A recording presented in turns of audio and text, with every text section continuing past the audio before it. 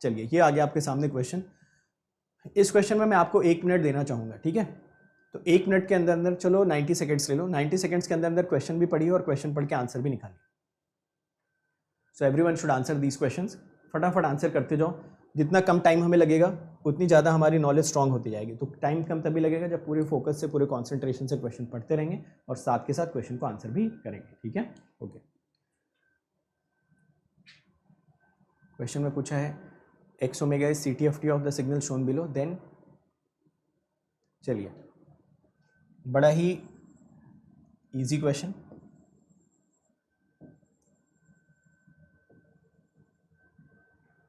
तो question is very easy, I hope everyone can answer this question.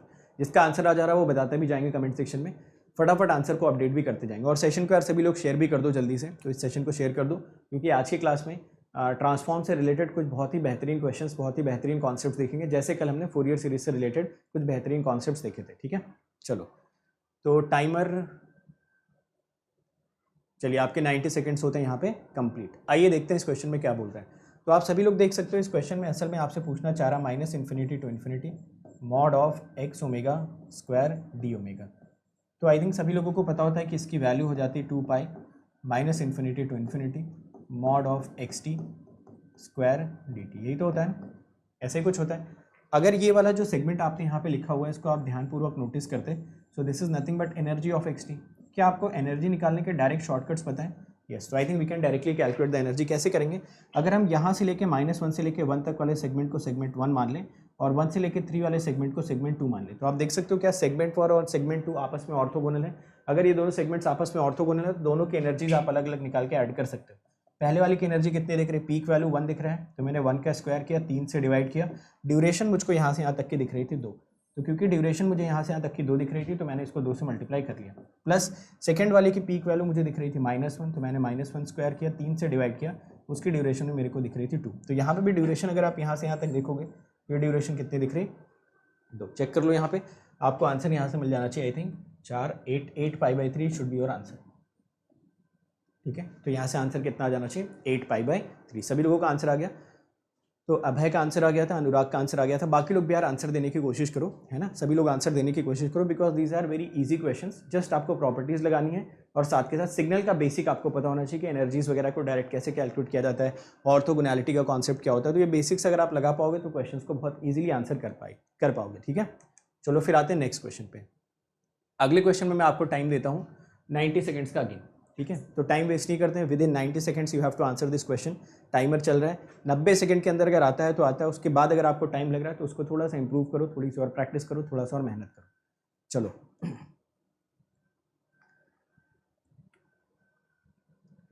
तो ये एक इंटीग्रेशन आपको दे रखा है, ठीक है।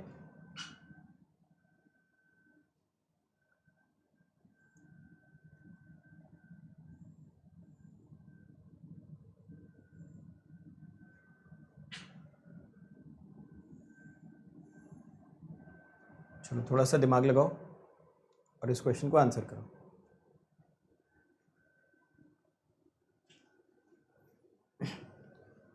हाँ देखो, क्रैश कोर्स सफिशिएंट होगा, बट जो इसके पहले मैंने क्रैश कोर्स कराया ना, वो क्रैश कोर्स का एटलीस्ट PDF देख लो और यहाँ से क्वेश्चन प्रैक्टिस कर लो, ठीक है। तो अगर आपने थोड़ा लेट स्टार्ट किया है, आपने इसके जस्ट पहले जो सिग्नल सिस्टम मैंने कराया था ना, अगर उसका वो वाला भी क्रैश कोर्स आप नहीं देख पाए हो तो एटलीस्ट उसके PDFs अरेंज कर लो, और PDF अरेंज करने के बाद PDF से गो थ्रू कर लो, और उसके बाद ये जो पूरे के पूरे उम्मीद वाले सेशन चल रहे हैं ना, यहाँ पे बहुत ही ज़्यादा नंबर ऑफ क्वेश्चन प्रैक्टिस कर लो, ताकि आपको एक ठीक ठाक लेवल का आइडिया मिल जाए। मैं बार बार बोल रहा हूँ, जितने भी सेशंस हम लोग पूरे का पूरा कंडक्ट कर रहे हैं, आपके 90% ऑफ द क्वेश्चंस इन्हीं सेशन से आने वाले हैं, मतलब ऐसे ही मिलते जुलते क्वेश्चंस मिलेंगे, ठीक है। तो 24 पाई कुछ लोगों का आ रहा है, कुछ लोगों का 3 आ रहा है। आई थिंक 3 भी नहीं आना चाहिए, चेक करना पड़ेगा 3 क्यों आएगा, शायद 3 आ भी सकता है ना, पता नहीं, चेक करना पड़ेगा, आंसर निकालना पड़ेगा, ओके। PDF के लिए देखो आप निकाल देते हैं आंसर। चलो देखो इतना तो सबको दिख रहा होगा कि अगर इस पूरे के पूरे सिग्नल को हम ऑब्जर्व करें तो आई होप ये सब लोग देख पा रहे होंगे कि अगर मैं इसको बोल देता हूँ P ऑफ T, समझेंगे सभी लोग इस बात को। तो यहाँ पे कुछ 12 cos 2 pi t मल्टीप्लाई हो रहा है, मतलब अगर मैं कुछ ऐसा लिखता है यार 12 PT cos 2 pi t है ना, 2 pi t, ऐसा करके मैं कोई एक सिग्नल बनाता, तो आप मुझे बता सकते थे इसका फूरियर ट्रांसफॉर्म कितना आता? तो सब लोग बता सकते हैं कि इसका फूरियर ट्रांसफॉर्म आता है P of omega plus 2 pi, P of omega minus 2 pi, divided by 2 multiplied by 12, है ना। क्या ये पॉइंट सभी को समझ में आया? तो अगर इसका फूरियर ट्रांसफॉर्म आप कैलकुलेट करते तो आई थिंक ये 6 से हम लोग कैंसिल आउट करा देते हैं, आपको जो फाइनल आंसर मिलता वो मिलता P of omega plus 2 pi plus P of omega minus 2 पाई, है ना। एटलीस्ट इतना तो हमें अंदाज़ा लगा ही लेना चाहिए था यहाँ से।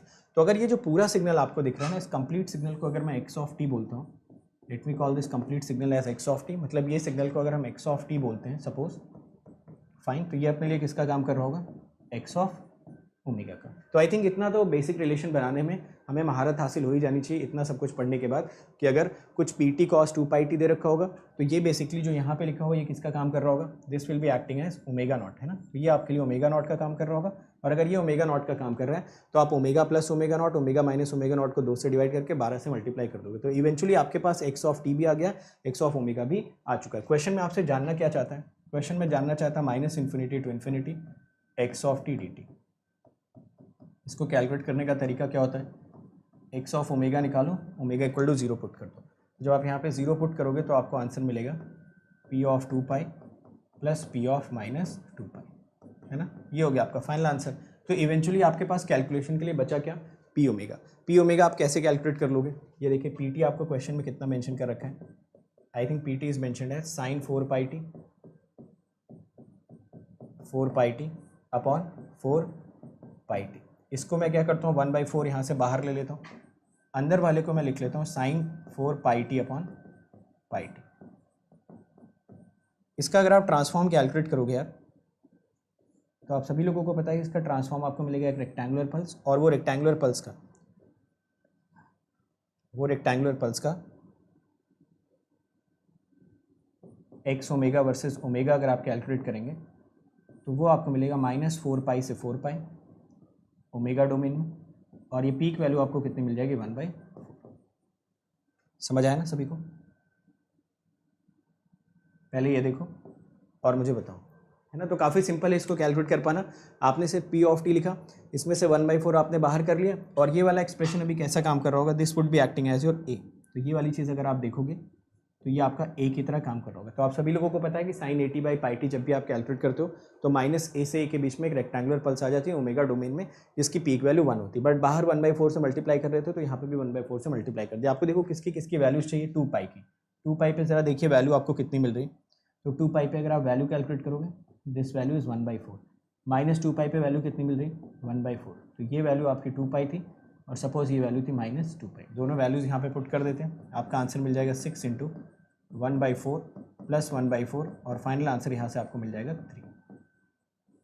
समझ आ गया ना? बहुत सारे लोग ऐसे क्वेश्चंस में क्या करते हैं, ग्राफ वगैरह बनाने लगते हैं, ग्राफ की शिफ्टिंग करते हैं, फिर उसके बाद फाइनल आंसर निकालते हैं। उसकी ज़रूरत नहीं होती। जब भी आप ऐसे क्वेश्चंस करो जहाँ पे आपको ओमेगा की कोई कांस्टेंट वैल्यू पुट करनी है, ओमेगा की वैल्यू 0 पुट करनी है, तो वहाँ पे ग्राफ बनाने की ज़रूरत ही नहीं।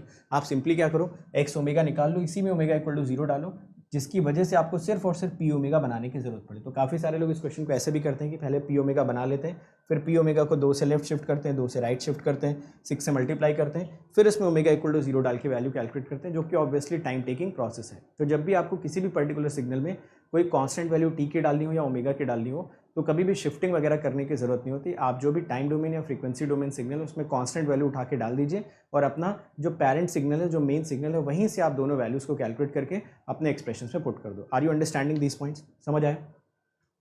तो ये पॉइंट आई थिंक सभी लोगों को समझ में आए कि मैं इस क्वेश्चन के थ्रू आपको क्या क्या समझा पाया।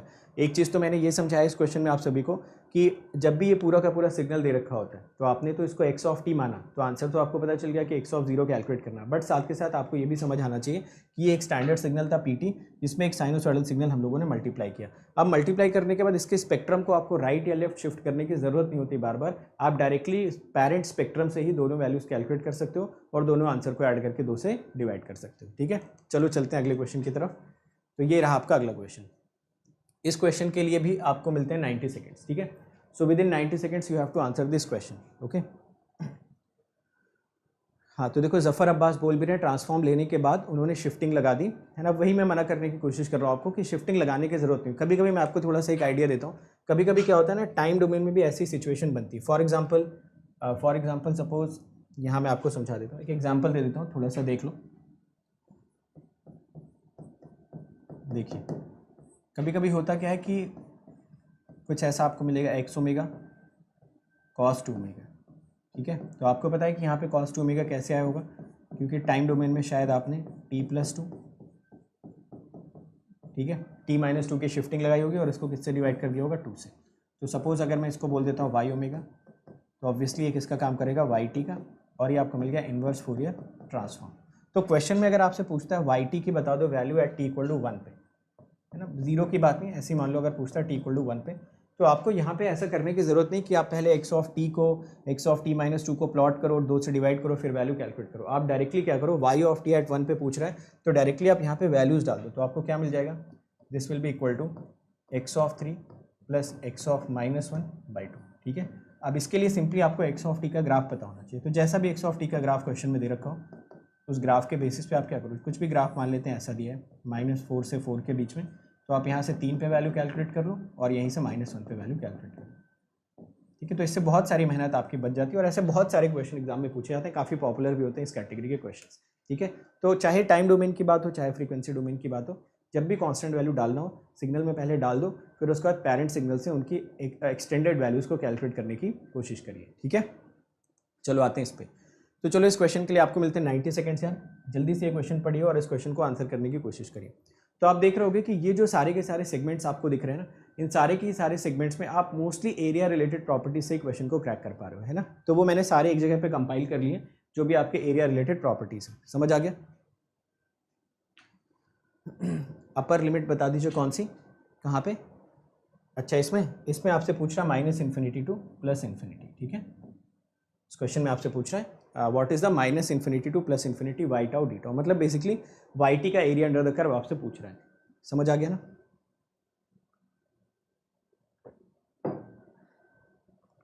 तो वाई टी का ही एरिया अंडर द कर्व इसमें आपसे पूछ रहा है।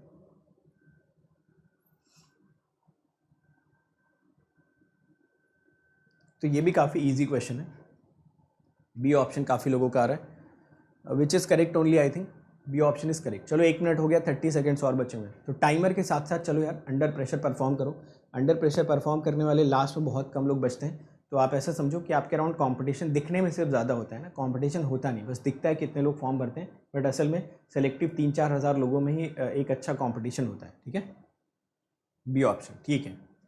चलिए, तो आई होप सभी लोगों ने इतनी देर में एटलीस्ट क्वेश्चन तो पढ़ ही लिया होगा। क्वेश्चन में बोल रखा है एक फंक्शन जी टी है, साथ में उसने बोल रखा है जी टी। तो ये चीज़ देख के आप बताइए क्या ये समझ पा रहे हो कि इसने जी टी का फूरियर ट्रांसफॉर्म भी मेंशन किया है ना। जी टी e⁻−j⍵t का मतलब क्या हो गया कि this data is nothing but g omega. चलो फिर बोल रहा for any real value of omega y t is mentioned as -∞ to t g tau d tau. तो ये डेटा मैं यहाँ पे आपके लिए अलग से लिख देता हूँ, that y t is equal to -∞ to t g tau d tau. ये डेटा उसने क्वेश्चन में मेंशन किया।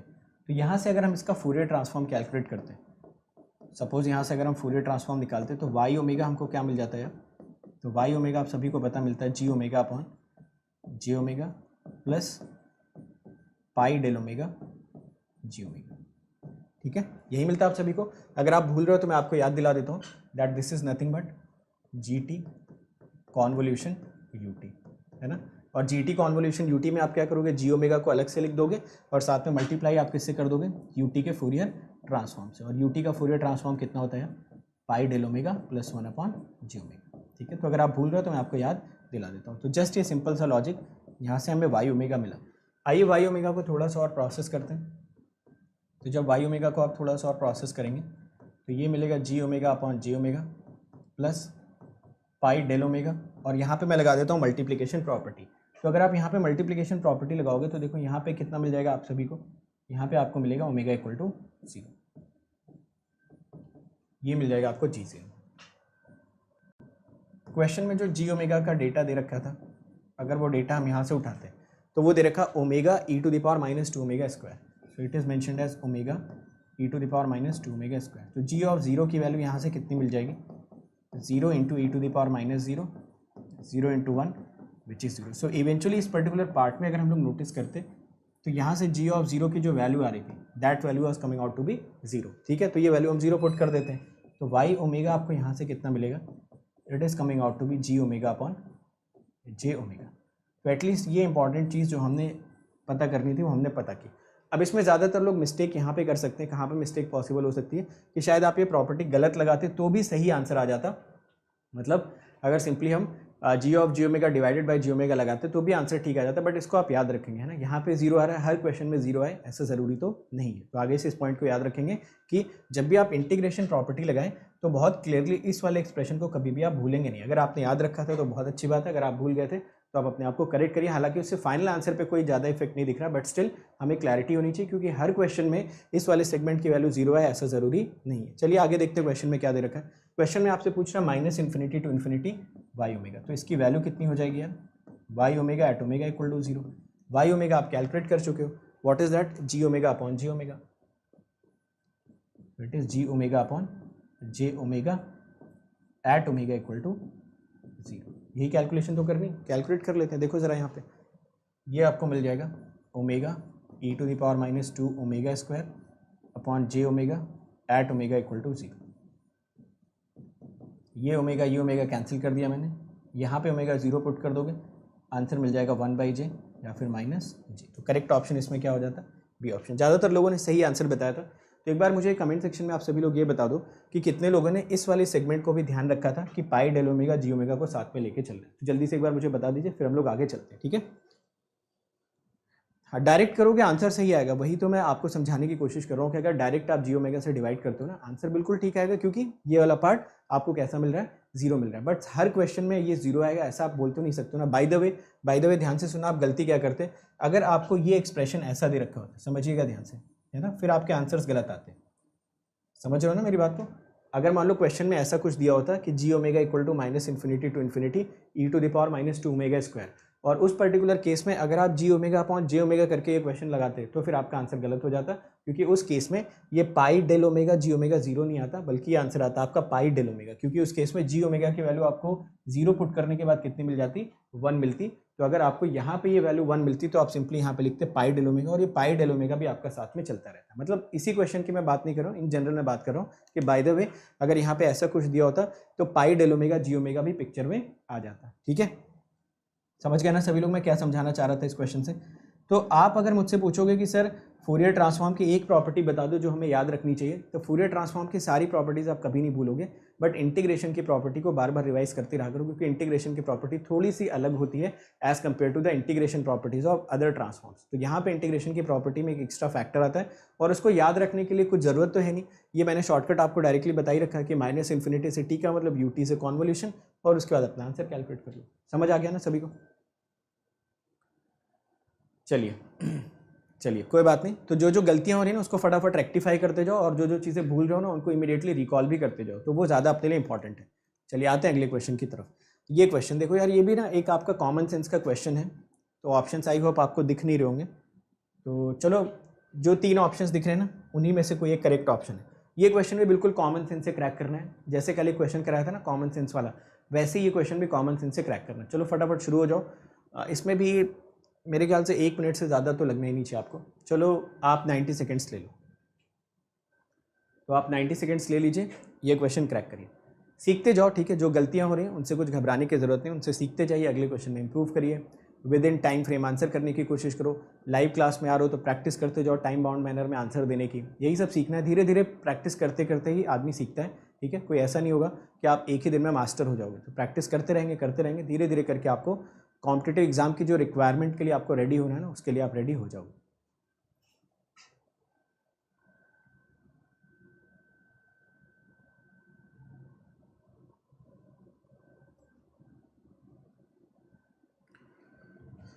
तुषार का आंसर आ रहा है 12 kilo hertz. Tushar 12 kilo hertz यार नहीं आना चाहिए आंसर। बाकी और किसी का एनी अदर आंसर्स यार?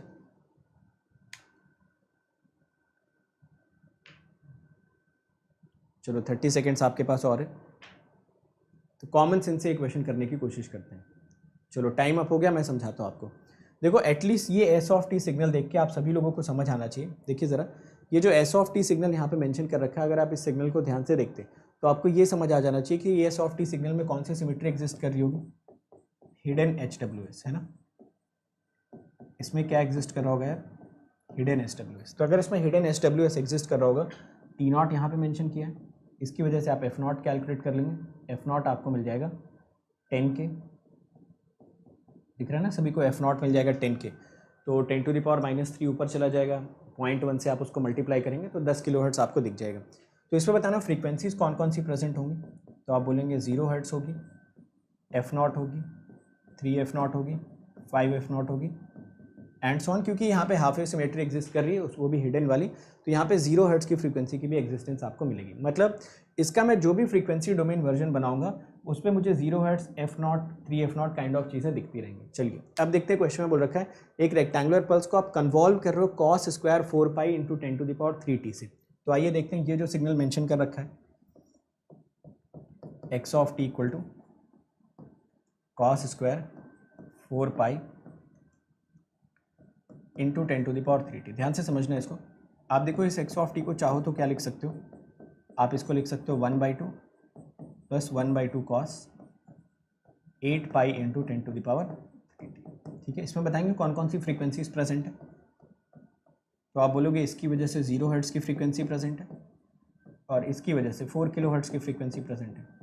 चलिए दोनों ही डिस्क्रीट फ्रीक्वेंसीज हैं, ये सिग्नल पीरियोडिक था तो ये भी आपके डिस्क्रीट फ्रीक्वेंसीज आएंगी। मतलब जब आप इनका स्पेक्ट्रम बनाओगे ना तो ये F0 पे एक फ्रीक्वेंसी प्रेजेंट होगी, 3F0 पे, 5F0 पे। मैं फिर से रिपीट कर देता हूँ, मैंने आपको एक इंपॉर्टेंट चीज़ समझाई थी कि जब भी आपका कोई भी सिग्नल पीरियोडिक होता है टाइम डोमेन में, जब भी कोई सिग्नल टाइम डोमेन में पीरियोडिक होता है तो उसका फ्रीक्वेंसी स्पेक्ट्रम हमेशा डिस्क्रीट बनता है, और जब भी कोई सिग्नल टाइम डोमेन में नॉन पीरियोडिक होता है तो उसका जो फ्रीक्वेंसी स्पेक्ट्रम बनता है वो बनता है कंटिन्यूअस इन नेचर। तो यहाँ पे ये पीरियोडिक है तो यहाँ पे हिडन हाफ वेव सिमेट्री की वजह से ये डिस्क्रीट फ्रीक्वेंसी कंपोनेंट्स इसमें आ गए। चलिए क्वेश्चन में बोल रखा है कि x ऑफ t को आपको कन्वॉल्व करना है s ऑफ t के साथ। तो x ऑफ t को अगर आप s ऑफ t के साथ कन्वॉल्व करते हैं तो फ्रीक्वेंसी डोमेन में आपको क्या मिलेगा यार, दूसरे डोमेन में आपको दोनों का मल्टीप्लिकेशन देखने को मिलेगा, है ना। अब देखो कॉमन सेंस से सोचो, बिना कुछ किए, बिना कोई कैलकुलेशन किए, देखिए इसमें कौन कौन सी फ्रीक्वेंसीज प्रेजेंट है।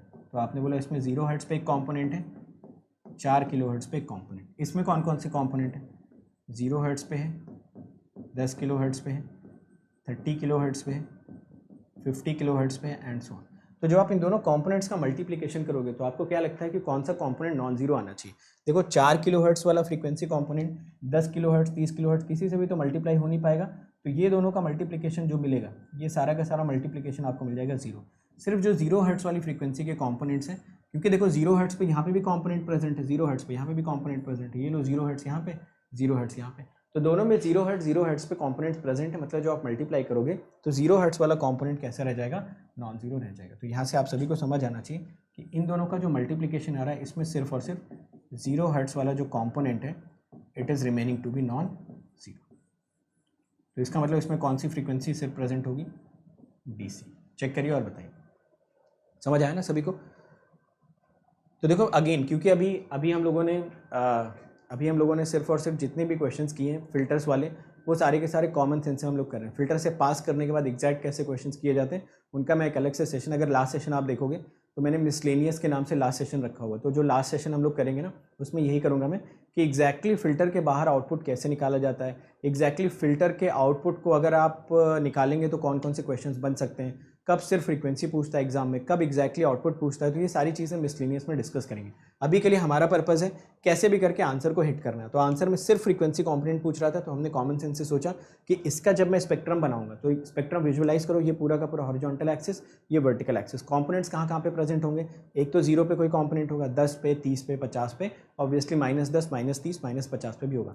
सेकंड वाला जो कंपोनेंट आप बनाओगे कॉस वाला, उसमें कहाँ कहाँ पे कंपोनेंट होंगे, उसमें एक 0 पे कंपोनेंट होगा, एक 4 और एक -4 पे होगा। दोनों स्पेक्ट्रम को जब मल्टीप्लाई करोगे तो आप देख रहे होगे 4 किलो हर्ट्ज़ के करस्पॉन्डिंग ST में कोई फ्रीक्वेंसी नहीं थी तो करस्पॉन्डिंग मल्टीप्लिकेशन हो गया 0। बाकी 10, 30, 50 के करस्पॉन्डिंग आपका x ऑफ t में कोई भी कंपोनेंट नहीं है तो मल्टीप्लिकेशन आपको मिल गया 0। इवेंचुअली जो 0 हर्ट्ज़ वाला कंपोनेंट था वो दोनों जगह से मल्टीप्लाई हुआ, आ गया नॉन जीरो। तो आंसर यहाँ पे आपका क्या हो जाना चाहिए था, DC। सेम क्वेश्चन को मैं दोबारा भी लूँगा मिसलेनियस वाले सेशन में, वहाँ पे मैं एक्जैक्टली आउटपुट आपको कैलकुलेट करके बताऊंगा कि अगर YT पूछा होता इस क्वेश्चन में तो हमारा आंसर करने का तरीका क्या होता। कितने लोगों को ये कॉन्सेप्ट समझ में आ गया।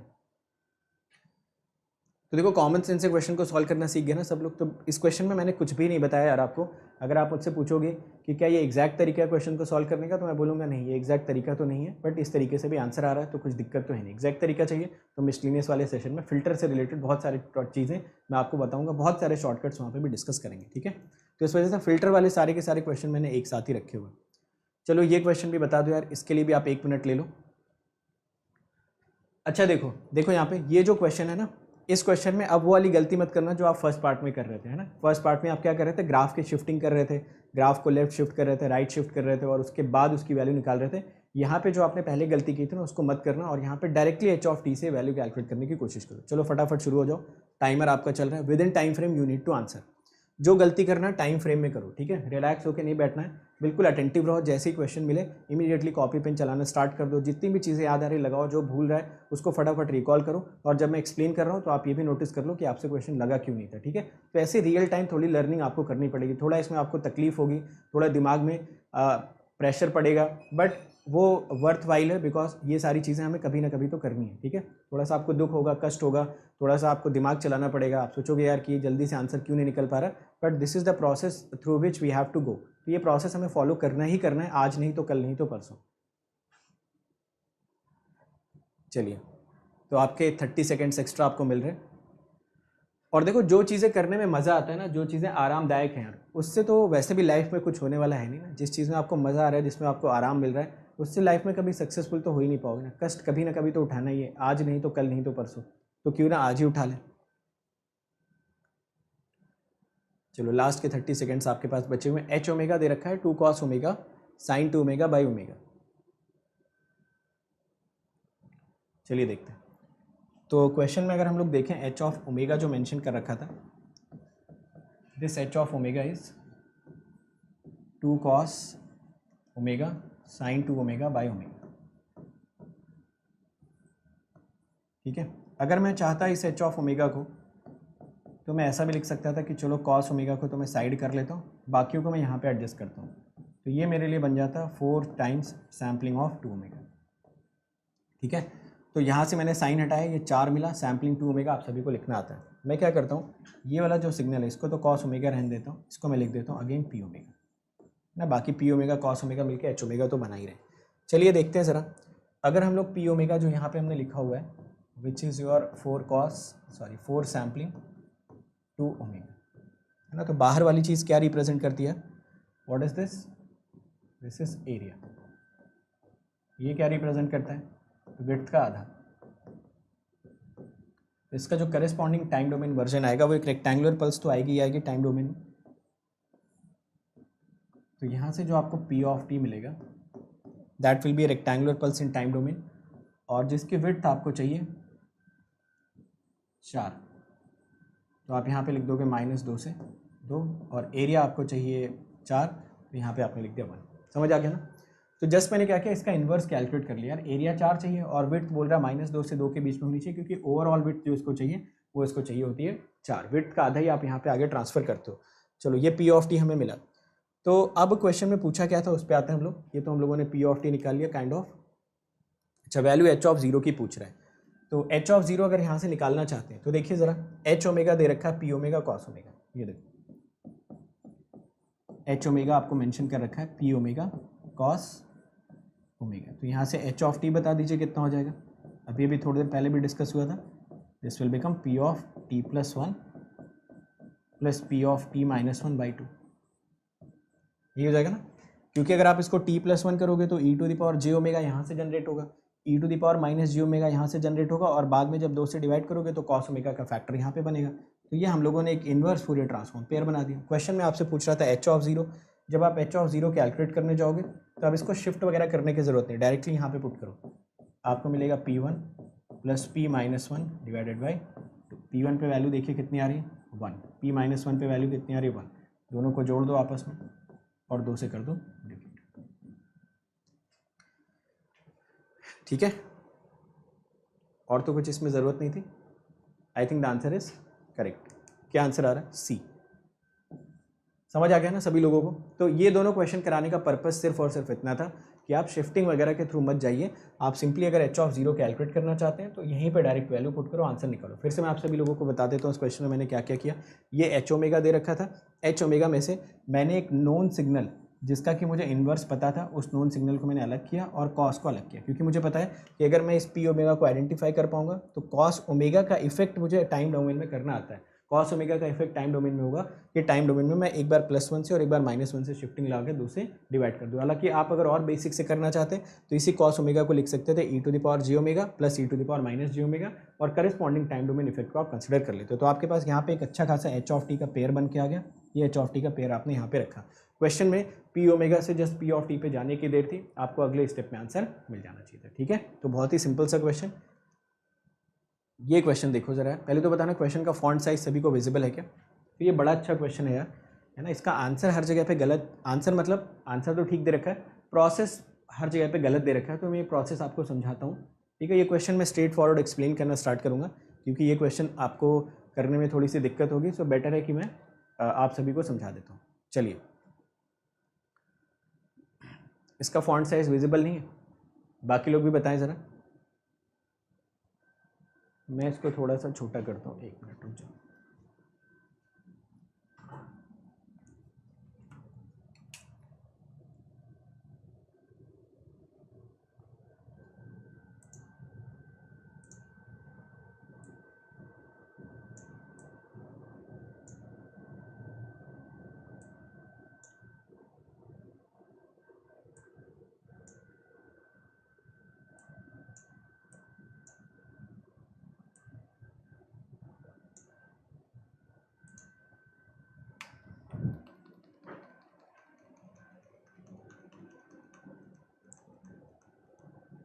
अभी चेक करना, अब देखो, अब दिख रहा है क्या? ये क्वेश्चन पढ़ना बहुत ज़रूरी है, इस वजह से मैं ये बोल रहा हूँ। अभी चेक करेंगे, अभी भी नहीं दिख रहा है।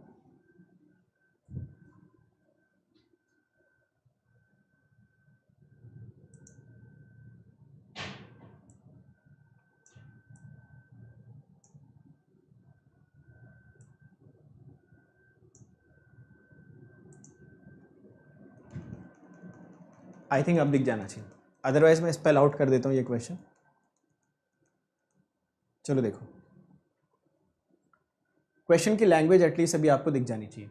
ठीक है, चलिए, चलो थोड़ा बहुत दिख रहा होगा, मैं आपको समझाता हूँ क्वेश्चन में बोल क्या रहा है। बहुत ध्यान से समझना है यार इस क्वेश्चन को, बड़ा ही अच्छा क्वेश्चन है।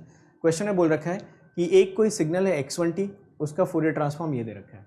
एक कोई दूसरा सिग्नल है x2t, उसका फूरियर ट्रांसफॉर्म ये मेंशन कर रखा है। ध्यान से समझेंगे इस क्वेश्चन को। पूछ रहा है क्वेश्चन में ऑप्शंस क्या क्या दिया है, ऑप्शंस दे रहा है, पूछ रहा है कि जो टाइम डोमेन है x1 और x2 का वो कॉम्प्लेक्स है और इनका प्रोडक्ट जो है वो नॉन जीरो इमेजिनरी वैल्यू है। ठीक है, तो क्वेश्चन में आपसे क्या क्या पूछ रहा है? क्वेश्चन में वो जानना चाहता है कि इसका जो इन्वर्स फूरियर ट्रांसफॉर्म आएगा x1t और इसका जो इन्वर्स फूरियर ट्रांसफॉर्म आएगा x2t, वो दोनों कैसे हैं, क्या वो दोनों रियल हैं, क्या वो दोनों कॉम्प्लेक्स हैं, क्या वो दोनों प्योरली इमेजिनरी हैं, ये पूछना चाह रहा है। साथ के साथ वो जानना चाहता है कि x1 और x2 का प्रोडक्ट कैसा है। तो मैं आपको लिख देता हूँ यहाँ पे शॉर्ट में क्वेश्चन। वो x1 का नेचर जानने में इंटरेस्टेड है,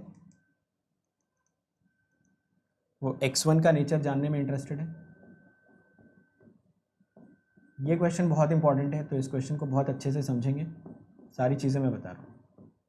ठीक है ना, तो ये इन तीनों का नेचर जानने में इंटरेस्टेड है।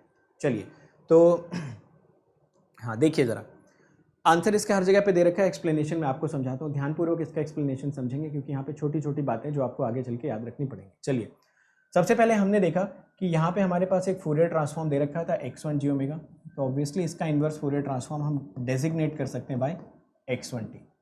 इसका भी इन्वर्स फूरियर ट्रांसफॉर्म हम डेजिग्नेट कर सकते हैं बाय x2t। तो दोनों का इन्वर्स फूरियर ट्रांसफॉर्म हम काफ़ी आसानी से डेजिग्नेट कर पा रहे हैं, x1t और x2t। x1t का फूरियर ट्रांसफॉर्म ये, x2t का फूरियर ट्रांसफॉर्म ये। सबसे पहली चीज़ तो आप मुझे ये बताइए, अगर जो यहाँ पे फूरियर ट्रांसफॉर्म दे रखा है, अगर मैं इसका मॉड ले लेता और यहाँ पे जो फूरियर ट्रांसफॉर्म दे रहा है किसका मैं मॉड ले लेता, तो क्या ये जो मैग्नीट्यूड स्पेक्ट्रम आ रहा है ये आपको इवन दिख रहा है या नहीं दिख रहा? तो सभी लोग आंसर भी करते जाएंगे कमेंट सेक्शन में। बोलो, ये x1j⍵ दे रखा था, ये 0.3 था, ये 1 था, ये 0.5 था, ये 0.3 था, ये 1 था, ये 0.5 था। अगर मैं इन दोनों का मॉड ले लेता तो क्या मॉड लेने की वजह से जो स्पेक्ट्रम आता वो कहीं पे भी आपको इवन मिलता? इवन नहीं मिलता। इसका मतलब पहली चीज़ आपके दिमाग में स्ट्राइक करनी चाहिए, क्योंकि इसका मैग्नीट्यूड स्पेक्ट्रम इवन नहीं मिला, इस वजह से आपका जो x ऑफ t है वो ना तो रियल हो सकता है और ना ही प्योरली इमेजिनरी हो सकता है। तो उसको होना क्या पड़ेगा? कॉम्प्लेक्स होना पड़ेगा। तो जो सबसे पहला इंपॉर्टेंट ऑब्जर्वेशन हमने यहाँ से लिया वो हमने ये लिया कि since mod of x1j⍵, it was not even, this was not even, similarly mod of x2 of j omega it was also not even. ठीक है, दोनों ही इवन नहीं थे। तो यहाँ से दो चीज़ें हमने रूल आउट कर लिया, दो चीज़ें हमने रूल आउट कर ली, प्योरली इमेजिनरी और रियल होना। तो हमने बोला कि जो x1t है और जो x2t है इनको कैसे ही होना पड़ेगा, both has to be complex. पहला ऑब्जर्वेशन, कितने लोगों को ये ऑब्जर्वेशन समझ में आ गया? So I hope everyone is getting this very simple observation कि जब इसका मैग्नीट्यूड स्पेक्ट्रम आपने इवन चेक किया नहीं था, इसका भी इवन नहीं था, तो दो चीज़ें आपने रूल आउट कर दी कि आपका जो x1t होना चाहिए टाइम डोमेन में वो ना तो रियल होना चाहिए और ना ही प्योरली इमेजिनरी होना चाहिए, क्योंकि जब भी आपका टाइम डोमेन में सिग्नल रियल होता है तो करस्पॉन्डिंग फ्रीक्वेंसी डोमेन का मैग्नीट्यूड हमेशा इवन मिलता है और जो फेज स्पेक्ट्रम होता है वो हमेशा ऑड मिलता है। तो दो चीज़ें आपने यहाँ से बोली कि x1 और x2 अलग अलग से कॉम्प्लेक्स है, ये पॉइंट हमको समझ में आया। चलिए दूसरी इंपॉर्टेंट चीज़ नोटिस करते हैं। दूसरी इंपॉर्टेंट चीज़ अगर आप यहाँ पे नोटिस करो, अभी मैं मॉड हटा देता हूँ क्योंकि मॉड का काम हो गया। दूसरी इंपॉर्टेंट चीज़ अगर आप नोटिस करते तो यहाँ पे जो x1 ओमेगा था और जो x2 ओमेगा था दोनों के बीच में रिलेशन क्या आपको दिख रहा है? सेकंड इंपॉर्टेंट पॉइंट अगर आप यहाँ से नोटिस करते so you would have observe that x1 of j omega is actually equal to x2 of minus j omega. Yes or no? Check करिए और बताइए, दिख रहा है ना सभी को? तो यहाँ पे दिख रहा होगा कि अगर यहाँ पे मैं ओमेगा को माइनस ओमेगा से रिप्लेस कर दूँ तो इन दोनों को काफ़ी इजीली रिलेट कर सकते हैं, क्योंकि ये 0.3 वाला जो पीक था ये आपका राइट साइड में पहुँच जा रहा है, यहाँ पे जो 1 वाला पीक था वो यहाँ पे आ जा रहा है और यहाँ पे जो 0.5 वाला पीक था वो यहाँ पे लेफ्ट साइड में आ जा रहा है। तो ये चीज़ हमने नोटिस की।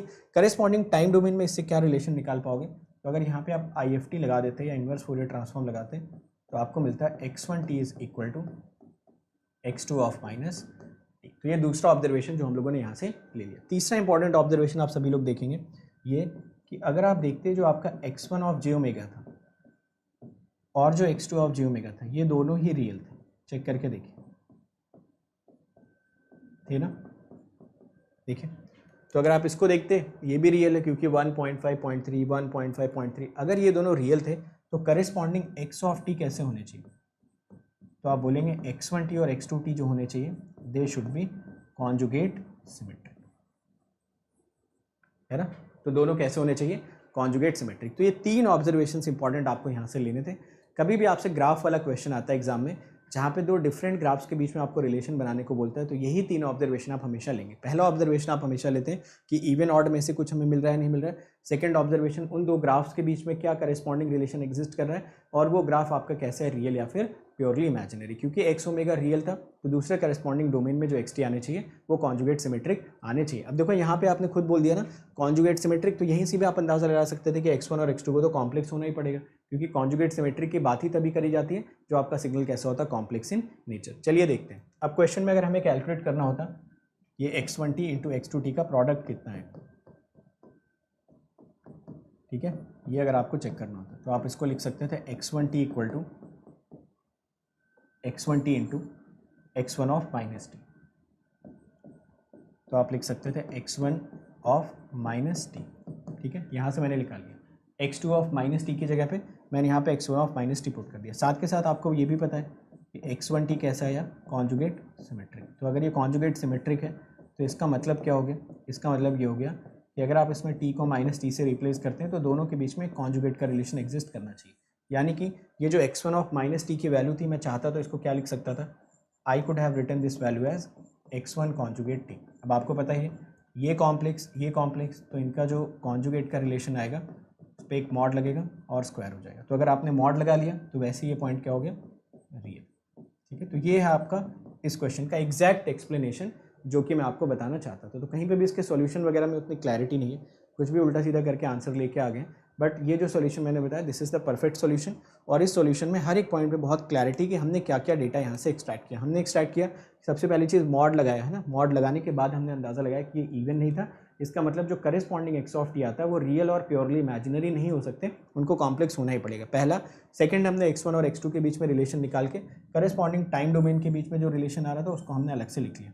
तीसरी इंपॉर्टेंट चीज़ हमने नोटिस की कि जो आपका x1 ओमेगा और x2 ओमेगा था ये तो रियल ही थे फ्रीक्वेंसी डोमेन में, तो अगर ये फ्रीक्वेंसी डोमेन में रियल है तो जो करेस्पॉन्डिंग टाइम डोमेन आने चाहिए थे उनको कॉन्जुगेट सिमेट्रिक होना पड़ेगा। तो ये तीन इन्फॉर्मेशन अगर हमें कोई दे देता तो ये तीनों के बेसिस पे हम आंसर कैलकुलेट आसानी से कर पाते। फिर उसके बाद सिर्फ प्रोडक्ट को चेक करना था, क्योंकि देखो कॉम्प्लेक्स तो पता ही चल गया ना यहीं पे, तो x1 x2 आर कॉम्प्लेक्स ये तो हमें पता ही चल गया। तो सी ऑप्शन यहाँ पे आपका करेक्ट हो जाना चाहिए। या इनफैक्ट अगर आप यहाँ पे देखो ऑप्शन अगर आपको नहीं दिख रहा है तो आप बोलेंगे कि x1 तो कॉम्प्लेक्स है, x2 भी कॉम्प्लेक्स है, बट दोनों का प्रोडक्ट हमेशा कैसा मिलेगा आपको, रियल। समझ आए? समझ आए?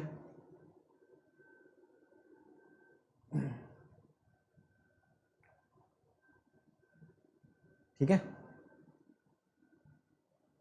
आई hope everyone is getting this point. चल सकते हैं आगे? चलो आगे नेक्स्ट क्वेश्चन पे चलते हैं। अच्छा ये क्वेश्चन तो डायरेक्ट ही बता दो यार, ये तो बहुत ही सिंपल सा क्वेश्चन, तो विद इन 1 मिनट इस क्वेश्चन का आंसर करेंगे सभी लोग। चलो आंसर निकालो।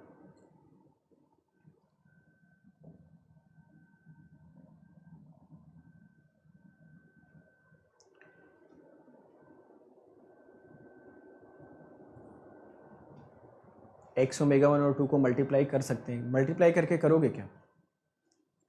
कर लो मल्टीप्लाई, उससे होगा क्या? उससे कुछ होगा तो नहीं ना।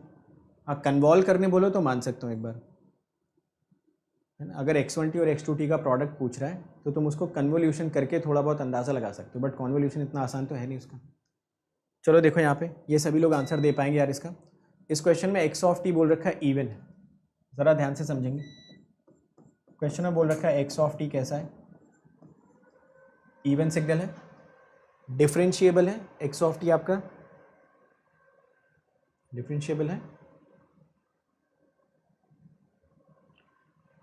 नॉन कांस्टेंट है, मतलब टाइम का फंक्शन, इवन है, डिफरेंशिएबल है और नॉन कांस्टेंट है।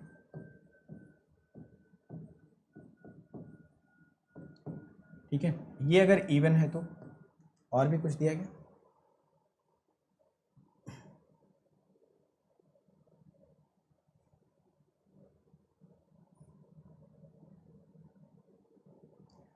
रियल के बारे में कुछ बोला? अच्छा ये ऑप्शंस में दे रखा है रियल वगैरह, x omega is real and x omega is purely imaginary. देखो इस क्वेश्चन में तो मुझे बहुत सारे फ्लॉस दिख रहे हैं यार असल में। मैं आपको एक दो फ्लॉस बताता हूँ इमीडिएटली।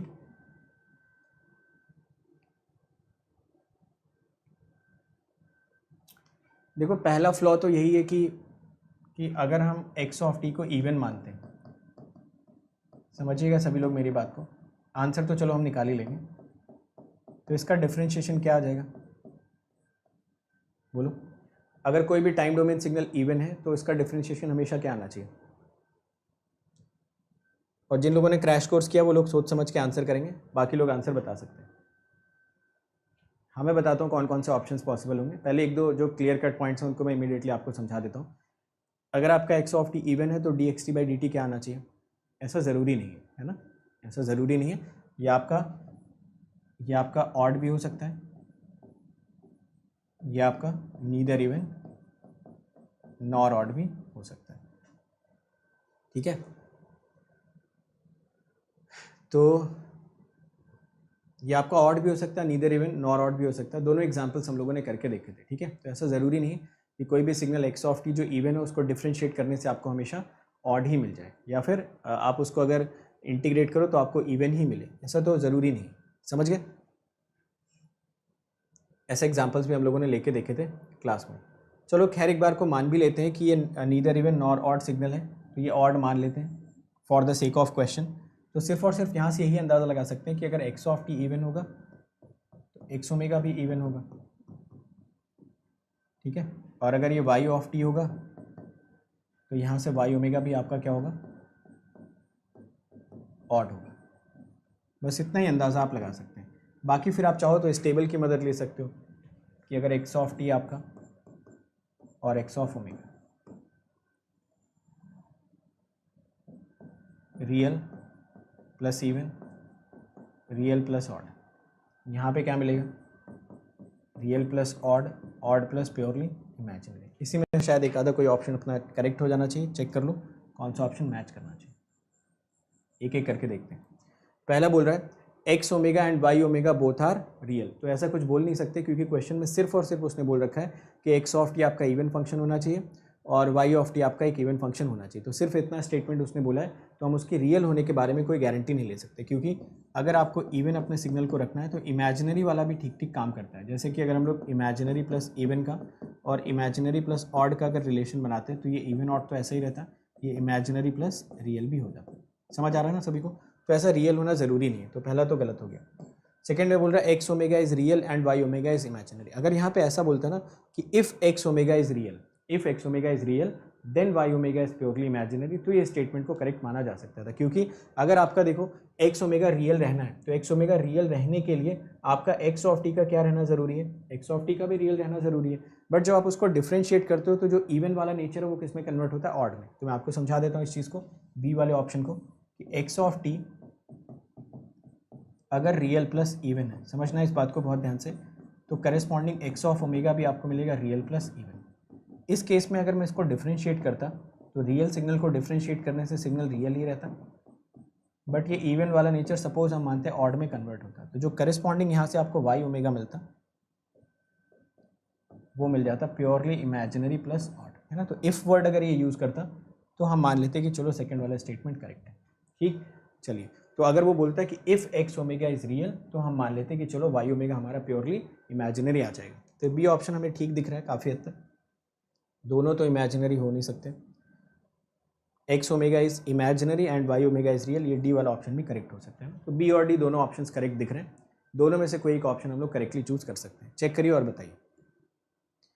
एक्स ओमेगा वाला भी हो ही जाएगा ना यार, अगर वो प्योरली इमेजिनरी है तो वाई ओमेगा को आप रियल ले लोगे, क्योंकि फिर उस केस में जो आपका ऑलरेडी इवन वाला नेचर था वो ऑड में कन्वर्ट हो जाएगा काइंड ऑफ।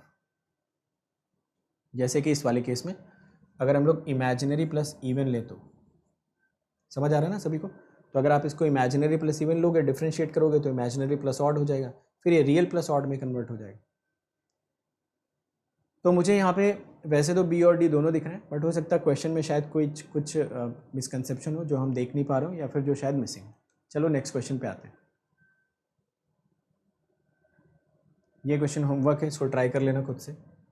ऐसा क्वेश्चन ऑलरेडी हम लोग कर चुके हैं, ठीक है, तो इसको खुद से ट्राई कर लेना इस क्वेश्चन। नेक्स्ट पे आते हैं। ये है थोड़ा ठीक ठाक क्वेश्चन, इसको भी ट्राई करिए। सो विदिन आपको इसको करने में 1 मिनट लगना चाहिए हार्डली, ठीक है। तो within 1 minute you should crack this question out. और ये क्वेश्चन भी अच्छा क्वेश्चन मैं सिर्फ इसलिए बोल रहा हूँ क्योंकि इसमें ना ऑप्शंस में उसने थोड़ा बहुत कलाकारी कर रखी है, इस वजह से आप इसको बोल सकते हो ये क्वेश्चन अच्छा हो गया। Otherwise question is very simple, just the options are written in such a way that you have to identify any one of the correct options, ठीक है। चलिए शुरू हो जाओ यार, आंसर निकालो सभी लोग। So everyone start doing this question immediately. यहाँ पे देखिए रेक्ट टी को ना उसने अपने तरीके से डिफाइन कर रखा है, तो आप रेक्ट टी वगैरह को खुद से मत कभी भी यूज़ किया करो, क्वेश्चन में पढ़ लिया करो, जैसा भी उसने डिफाइन किया हो सेम डेफिनेशन आप हमेशा यूज़ करें। तो रेक्ट टी को उसने डिफाइन कर रखा है यार कि अगर रेक्ट टी क्वेश्चन में मेंशन होगा तो उसकी वैल्यू 1 आनी चाहिए -a/2 से लेके a/2 के बीच में, ठीक है।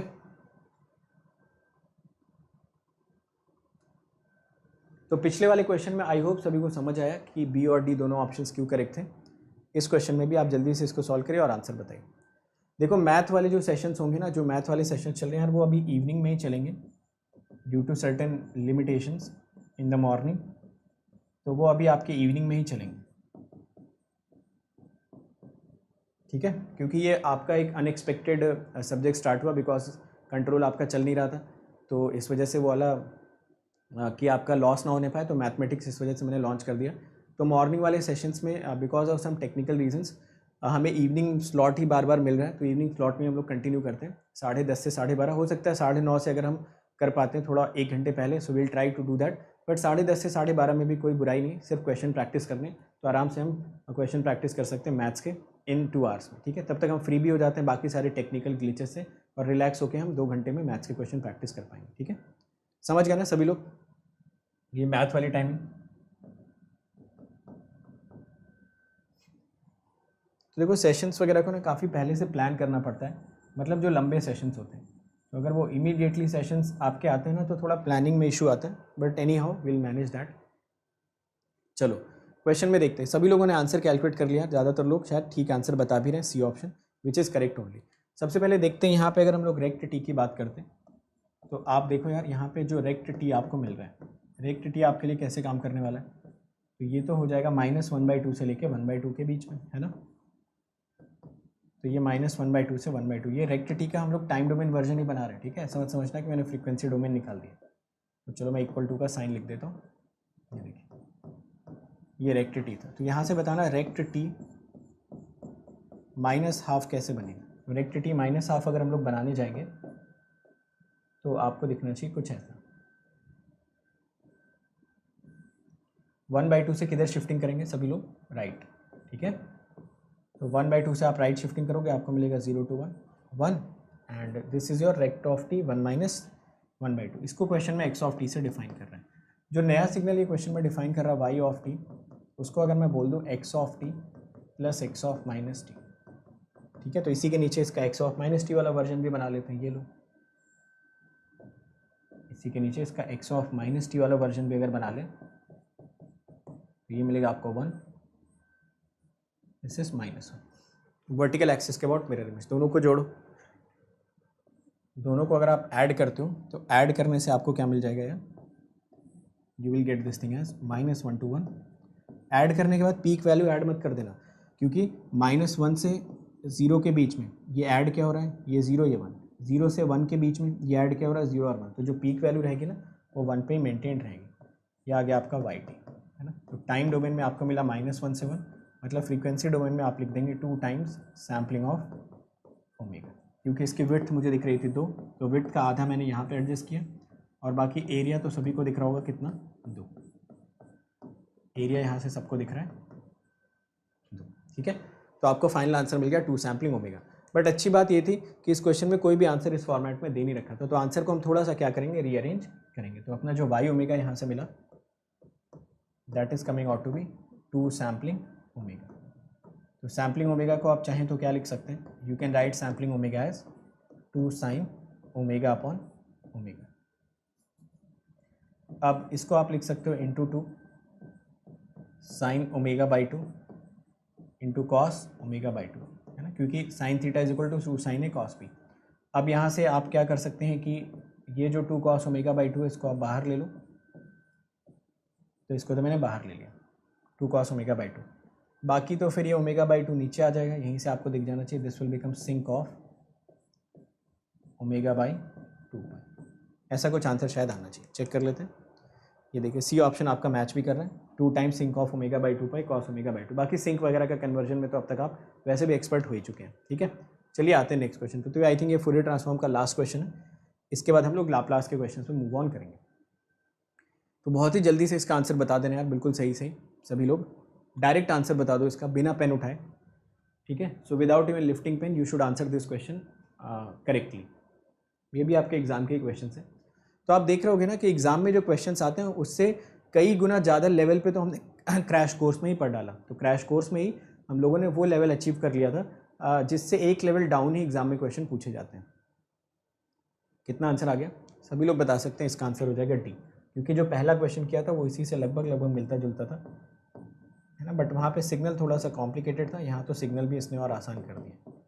तो बस ये कैलकुलेशन आपको करनी है। एरिया अंडर द कर्व अगर आप यहाँ पे कैलकुलेट करोगे तो आप सभी को दिख रहा होगा this area under the curve is coming out to be 2, so this area becomes 2। तो अगर ये एरिया आपको 2 मिल गया तो यहाँ से आंसर आपको मिल जाना चाहिए 4, 5। ये होना चाहिए आपका फाइनल आंसर, डी ऑप्शन आपका करेक्ट हो जाना चाहिए, ठीक है।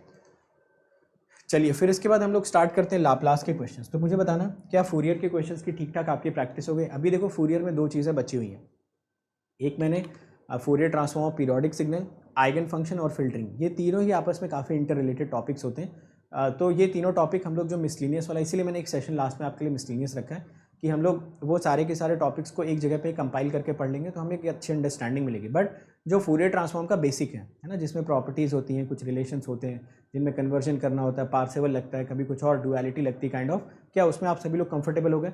तो वहाँ पे भी हमने कुछ क्वेश्चंस किए थे, यहाँ पे और क्वेश्चंस कर लिए। Hopefully you are getting a little bit of confidence in Fourier transform. बाकी ये जो एक सेगमेंट होता है ना, मैं आपको बताता हूँ कौन से सेगमेंट्स आपको एक साथ पढ़ने चाहिए। एक तो Fourier transform of periodic signals, ठीक है, plus eigen value eigen function, plus filtering plus sampling. ये टॉपिक्स हमेशा एक साथ पढ़ा करो क्योंकि इनके क्वेश्चंस ना एक ही जैसे होते हैं सारे के सारे क्वेश्चंस।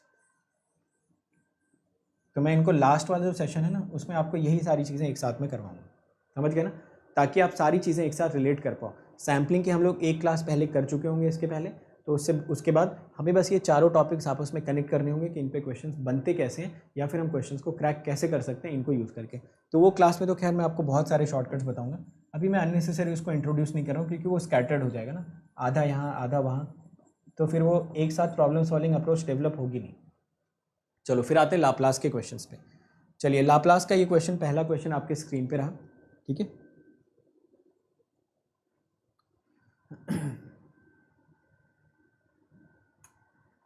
लाप्लास ईसी के सिलेबस से हट नहीं गया, लाप्लास पढ़ के जाओ, ठीक है। कभी कभी वो मेंशन नहीं करता है, कभी कभी वो कंट्रोल में मेंशन कर देता है, ठीक है। जैसे कि अगर तुम ईसी का ईएससी का सिलेबस देखोगे ना, तो तुम जाके देखना ईसी के ईएससी के सिलेबस में तुमको सिग्नल ही कहीं नहीं मिलेगा। तुम पूरा सर्च कर लो सिलेबस, तुम्हें सिग्नल कहीं नहीं मिलेगा। वो उसने कंट्रोल सिस्टम वाले टॉपिक में जाके छोटा सा उसने लिख रखा है सिग्नल सिस्टम। तो अगर उसने चैप्टर में सब्जेक्ट में कंट्रोल सिस्टम मेंशन कर दिया ना, तो बाय डिफॉल्ट है कि लाप्लास सिलेबस में। समझ गए ना सभी लोग?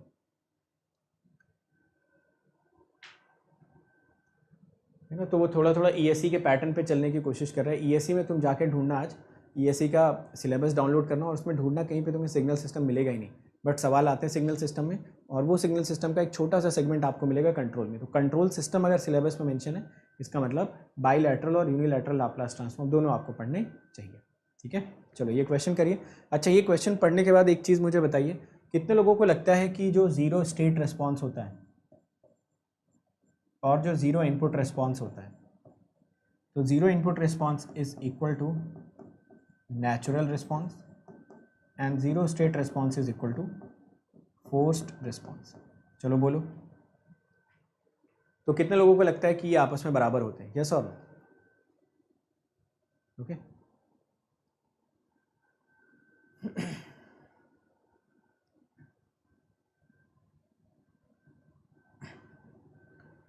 चलो देखो कितने लोगों को लगता है ये दोनों बराबर होते हैं। अगर लगता है इसका मतलब आपने क्रैश कोर्स अटेंड नहीं किया।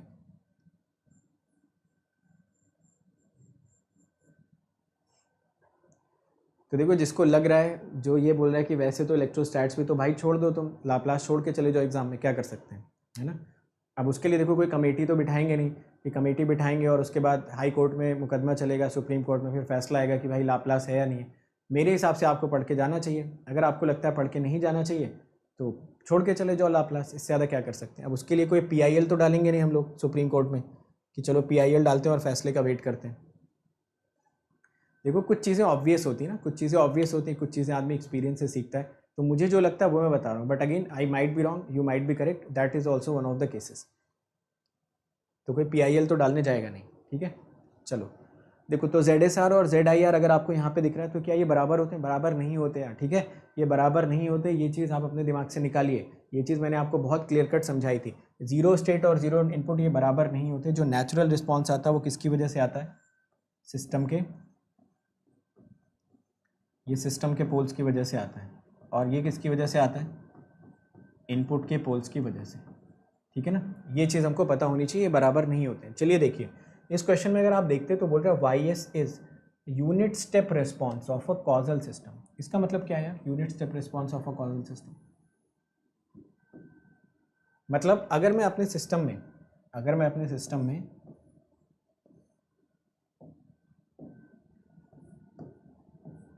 यूनिट स्टेप इनपुट दूँ तो जो आउटपुट मिलेगा ये उसको YT की तरह डिफाइन कर रहा है, ठीक है। या फिर अगर आप यहाँ से 1/s दोगे तो यहाँ से आउटपुट क्या आ जाएगा? YS। देखो मैं आपको बताऊँ, चलो ये तो बहुत छोटी छोटी चीज़ें हो गई, है ना। ये चीज़ें तो बहुत छोटी हो गई कि लाप्लास आएगा कि नहीं आएगा। एग्जाम में ऐसे क्वेश्चंस पूछता है जो सिलेबस में मेंशन तक नहीं कर रखा है। जैसे कि मान लो अगर आप इलेक्ट्रिकल ब्रांच के हो, ठीक है, तो आप देखोगे कि अगर आप इलेक्ट्रिकल ब्रांच के हो तो आपसे एग्जाम में सीक्वेंस डिटेक्टर के क्वेश्चन पूछ लेगा। हालांकि वो कॉमन सेंस के क्वेश्चन होते हैं, बट सिलेबस में मेंशन तो नहीं किया ना, है ना। तो जब वो सीक्वेंस डिटेक्टर के क्वेश्चन या इनफैक्ट फाइनाइट स्टेट मशीन के क्वेश्चन आपसे पूछता है, तो जब आप बोलते हो कि ये फाइनाइट स्टेट मशीन का क्वेश्चन तो सिलेबस में नहीं था, तो वो बोल देता है कि यार सीक्वेंशियल तो मेंशन किया था ना, तो बोलेगा सीक्वेंशियल सर्किट मेंशन किया था ना, इसका मतलब सब आ गया इसमें। ठीक है। तो होता क्या है ना कि जब कोई कंपनी कोई क्लॉज बनाती है, जैसे आप कभी म्यूचुअल फंड में इन्वेस्ट करो या आप जैसे किसी कंपनी में हायर हो गए, किसी प्राइवेट कंपनी में, किसी गवर्नमेंट कंपनी में, तो आपको क्लॉज मिलता है, कॉन्ट्रैक्ट मिलता है। कॉन्ट्रैक्ट में इतनी सारी चीज़ें लिखी होती है ना कि आप कभी उनसे जीत ही नहीं पाओगे, समझ गए ना। तो वो चाहे तो कुछ भी दे सकता है, जो सिलेबस में नहीं है ना वहाँ से तक तो क्वेश्चन आते हैं, तो क्या कर लोगे। तो इसका मतलब है कि जो एक ट्रेंड चला आ रहा है ना, जो एक ट्रेंड बन जाता है जिसको सब लोग फॉलो करते रहते हैं, उसी ट्रेंड के तहत हम लोग क्या करेंगे, आगे के जितने भी सब्जेक्ट्स हैं, जितने भी सिलेबसेस हैं, वो सब देखते हुए जाएंगे। हाँ, जो बिल्कुल ही आउट ऑफ ट्रेंड कर दिया, जैसे कि मान लो कोई पर्टिकुलर टॉपिक, जैसे FDMA TDMA पहले लिखा हुआ था, अब वो FDMA TDMA उसने हटा दिया, तो हम फॉर ग्रांटेड ले सकते हैं कि चलो ठीक है, FDMA TDMA शायद हटा दिया होगा। तो कुछ चीज़ें ऐसी होती है जो हम एक्सप्लेन कर ही नहीं सकते हैं और जिसके पीछे कोई लॉजिक होता नहीं। मेरा ऐसा मानना है कि सिलेबस बहुत वेल डिफाइंड होना चाहिए, जो कि होता नहीं है ना। तो मेरा ऐसा मानना है कि आपको एक एक टॉपिक लिख के दे देना चाहिए कि यार ये पढ़ो, ये मत पढ़ो, बात ही खत्म हो गई। उसमें इतना सस्पेंस क्या बनाना है कि ये आएगा ये नहीं आएगा। तो मेरा ऐसा मानना है कि सिलेबस अगर काफ़ी वेल डिफाइंड हो तो टीचर को भी, स्टूडेंट को भी और सवाल बनाने वालों को भी काफ़ी क्लैरिटी रहती है। बट क्योंकि पता ही नहीं है, बस एक लाइन लिख के छोड़ दिया कि ये है, अब उसमें क्या क्या पढ़ेगा, है ना। सीक्वेंस डिटेक्टर, सीक्वेंशियल सर्किट में तो बहुत कुछ इंक्लूड हो जाएगा। तो अब देखो, ये चैलेंजेस तो हमेशा से थे, है ना। ऐसा तो नहीं सिर्फ आपके साथ हैं, हमारे साथ भी थे, आपके साथ थे, आपके बाद वाली जो जनरेशन आएगी उसके साथ भी। तो जैसे सब लोग करते आ रहे हैं वैसे हम भी करते हुए चलते हैं, ठीक है। इतना टेंशन क्या लेना। चलिए, तो अब ये देखिए, सिस्टम में दे रखा है आपको, YS B the unit step response of a causal system having transfer function. ये जो कॉजल सिस्टम दे रखा है ना, इसका ट्रांसफर फंक्शन दे रखा है 3 - S इसका। यहाँ से मैं बस 2-3 चीज़ें आपको समझाना चाहता हूँ। आंसर आप सभी लोगों ने निकाल भी लिया होगा, ज़्यादातर लोगों ने, ठीक है। मेरा पॉइंट ऑफ व्यू यहाँ पे क्या मैं आपको बताना चाहता हूँ वो ध्यान से समझ लें। चलो, क्वेश्चन में उसने ये मेंशन किया है, ठीक है। ये साथ के साथ एक सिस्टम को कॉजल भी बोलना है। तो बस मैं एक पॉइंट आपको बताना चाहता हूँ, आप नहीं भी सोचोगे तो काम चलेगा। फिर क्वेश्चन है, बोल रहा है YS = GS/S। जाहिर सी बात है कि YS = GS/S होगा, उसमें तो कोई डाउट ही नहीं है। बट क्या ये GS/S लिखना इतना आसान था? देखिए, क्या ये GS/S लिख पाना इतना आसान था? जस्ट मैं इसके पीछे की थोड़ी सी कहानी आपको बताना चाहता हूँ। ये देखिए, अगर आप यहाँ पे लिखते हैं that YT = UT convolution, YT = UT convolution GT, तो आपको यहाँ से पता है कि यार YS से जाने से पहले मुझे R1 इंटरसेक्शन R2 लेना पड़ेगा। R1 आपका है real part of S > 0। Just एक थॉट दे रहा हूँ आपको, उसका क्वेश्चन से कोई लेना देना नहीं, बट आगे जो नए क्वेश्चंस बनेंगे शायद वहाँ पे लेना देना होगी। इसका ROC, इसका लाप्लास, इसका सॉरी ROC कितना आ जाएगा? तो आपने देखा ये बोल रखा है सिस्टम कैसा है, कॉजल सिस्टम, तो और ये रैशनल है, तो ROC must be outside the outermost pole, ठीक है। ऐसे तो निकालोगे ROC। ये देखो कॉजल था, ये रैशनल था, ROC हो जाएगी right of the rightmost pole. तो यहाँ से आपको मिला रियल पार्ट ऑफ S > -1। अच्छी बात ये थी कि जो दोनों का इंटरसेक्शन आ रहा था, वो दोनों का इंटरसेक्शन आपका रियल पार्ट ऑफ S > 0 आ गया, मतलब कॉमन ROC एग्जिस्ट करके एटलीस्ट फाई तो नहीं है, ठीक है। तो ये आपका फाई नहीं आया। अब हम क्या कर सकते हैं, YS = GS/S जो लिख रहे थे ना, ये तो लिख ही सकते हैं, इससे तो आंसर जो भी आएगा वो तो निकाल लेंगे। बट साथ में साथ चाहे ना तो इसके ROC भी एसोसिएट कर सकते थे कि ROC इसकी कितनी होगी, रियल पार्ट ऑफ S > 0। चेक कर लो क्या ये पॉइंट समझ में आया। फिर से मैं रिपीट करता हूँ, इसका सवाल से दूर दूर तक कोई लेना देना नहीं, जस्ट एक मैं आपको आइडिया बता रहा हूँ कि लाप्लास जब भी हम लोग लगाते हैं या फिर जब भी हम लोग Z ट्रांसफॉर्म लगाते हैं कॉन्वोल्यूशन के तौर पे, तो वहाँ पे ROC थोड़ा बहुत अपने दिमाग में एक बार तो आना ही चाहिए यार, कि क्या YS = GS/S लिखना इतना आसान था? इतना आसान नहीं था। थोड़ा सा हमें बैक एंड पे जाके अगर देखते तो आसानी से हमें पता चलता, ठीक है कॉमन ROC कुछ ना कुछ आ रही है, इसका मतलब हम लोग GS/S लिख सकते हैं आराम से। तो जब भी आप लाप्लास ट्रांसफॉर्म में कॉन्वोल्यूशन प्रॉपर्टी लगाते हो, थोड़ा सा ROC के बारे में सोचो ज़रूर कि क्या ROC वगैरह वाली जो चीज़ें वो अपने आप को सेटिस्फाई कर रही हैं या नहीं। उससे होगा क्या, उससे आपका एक थॉट प्रोसेस बिल्ड हो जाएगा कि जब भी आप कॉन्वोल्यूशन के क्वेश्चंस देखोगे, लीनियरिटी के क्वेश्चंस देखोगे लाप्लास में, तो आप ROC के बारे में ज़रूर सोचोगे, ताकि कभी कोई ROC से रिलेटेड अगर क्वेश्चन बनता है तो आपके दिमाग में स्ट्राइक वो तुरंत कर जाएगा, ठीक है। चलो, ये तो जस्ट एक एडिशनल चीज़ मैंने बता दी। अब क्वेश्चन में देख लेते हैं क्या बोल रखा है। क्वेश्चन का इससे कोई लेना देना था नहीं, क्वेश्चन तो बहुत ही स्ट्रेट फॉरवर्ड था। YS = 3 - S/S × S+1 S+3, ठीक है। अब आप मुझे बताओ यहाँ से आपको क्या मिलेगा, कुछ A/S, इसका तो पार्शियल फ्रैक्शन भी बहुत आसान है, b by s plus one plus c by s plus three. ठीक है, तो ये कहाँ से पोल्स आ रहे हैं यार? ये सारे के सारे पोल्स कहाँ से मिल रहे हैं आपको? सिस्टम से। और ये पोल्स कहाँ से मिल रहे हैं? इनपुट से। तो इसका मतलब आपका जो फोर्स रिस्पॉन्स आएगा, this will be your forced response. हाँ, अगर टाइम डोमेन में जानना चाहता है तो टाइम डोमेन में जो वाई एस इक्वल टू आपको यहाँ पे मिल रहा था, ए की वैल्यू आई थिंक निकालो यहाँ पे, एस इक्वल टू 0 डालो, 3 कैंसिल हो जाएगा, ये मिला 1/s। बाकी सारे टर्म्स मैं लिख नहीं रहा हूँ क्योंकि उसकी मुझे ज़रूरत नहीं, तो मैं इसको बी ही रहने दे रहा हूँ, S plus one S plus three. ये क्वेश्चन में दिया। अब यहाँ से हमसे पूछ रहा है कि आपको बताना है टाइम डोमेन वर्जन। तो टाइम डोमेन वर्जन में दो चीज़ें पॉसिबल थी, यू टी भी आ सकता था, minus you of minus T भी आ सकता था, है ना। दोनों पॉसिबिलिटी तो हो सकती थी, बट क्योंकि आपने आर ओ सी पहले से इंश्योर कर रखी है तो आप हमेशा कौन सा वाला आंसर करेक्ट कर दोगे? ये वाला आंसर। अगर इसी क्वेश्चन में ये वर्ड यूज़ कर देता y s be the unit step response of a, ध्यान से सुनना मेरी बात को, y s is the unit step response of a anti causal system, उस केस में बताना आंसर क्या था। अगर ये बोल देता कि ये एंटी कॉजल सिस्टम है, उस केस में आप बताएंगे आंसर क्या था? ज़रा ध्यान से समझिए उस केस में आंसर क्या था। उस केस में अगर आप आंसर निकालने जाते तो आप चेक करके देखना, उस केस में ना y s equal to g S by s आप लिख ही नहीं पाओगे। क्यों? क्योंकि वहाँ पे फिर आपको इंटरसेक्शन चाहिए होगा, real part of S greater than zero, मतलब जीरो से ज़्यादा हो और -1 से कम हो जाए, तो कोई कॉमन आर ओ सी वहाँ पर आपके एग्जिस्ट नहीं करेगी। इस वजह से क्वेश्चन में इसने जब भी यूनिट स्टेप रिस्पॉन्स की बात कर रहा है तो यहाँ पे वाई एस मैंशन कर रहा है। हालांकि इसी क्वेश्चन में अगर वो इनपुट ऐसा मेंशन कर देता कि एक इनपुट ऐसा ले लो u of minus T, system को कर देता नॉन कॉजल, तो आपका जो फोर्स रिस्पॉन्स आता u ऑफ माइनस टी के फॉर्म में आंसर आ जाता। ठीक है, तो इन छोटी छोटी बातों को थोड़ा बहुत रिलेट करने की कोशिश करो ताकि अगर क्वेश्चन में कभी थोड़ा वेरिएशन करता है तो आप आसानी से उनको समझ पाओ। समझ गए ना सभी लोग मेरी बात को? मैं क्या क्या आपको समझाना चाह रहा था। पहली चीज़ तो ये वाला पॉइंट याद कर लो। ये वाला पॉइंट याद करने के बाद क्वेश्चन में इतना दिमाग लगाने की ज़रूरत ही नहीं थी, सीधा यहाँ से निकालते 1/s का यूटी आंसर हो जाता, क्योंकि चार ऑप्शन दिख रहे थे ना, चार ऑप्शन दिख रहे थे कि या तो ये होगा या तो ये या तो ये, तो यहाँ से यूटी अपना आंसर वैसे ही हमें दिख रहा है शायद। तो आंसर में कोई डाउट नहीं था, जस्ट मैं एक दो चीज़ें आपको बताना चाह रहा था कि कॉन्वोल्यूशन के टाइम पे आरओसी के बारे में ज़रूर सोचिए, इन्वर्स निकालते टाइम पे भी आरओसी के बारे में ज़रूर सोचिए। तो दो चेक पॉइंट आप हमेशा रखेंगे जब भी आप लाप्लास के क्वेश्चंस करेंगे, कि जब भी आप इन्वर्स कैलकुलेट करेंगे, आंख बंद करके इन्वर्स मत कैलकुलेट कर देना, ऑलवेज थिंक अबाउट आरओसी। और दूसरी इंपॉर्टेंट चीज़, जब भी आप कॉन्वोल्यूशन वगैरह की प्रॉपर्टी की बात करते हैं then also think about ROC. थोड़ा सा सोचिए इन दो इंपॉर्टेंट एस्पेक्ट्स के बारे में। Otherwise question was easy, just कि ये पता होना चाहिए था आपको, जो कि मैंने आपको काफ़ी क्लैरिटी से समझा रखा है।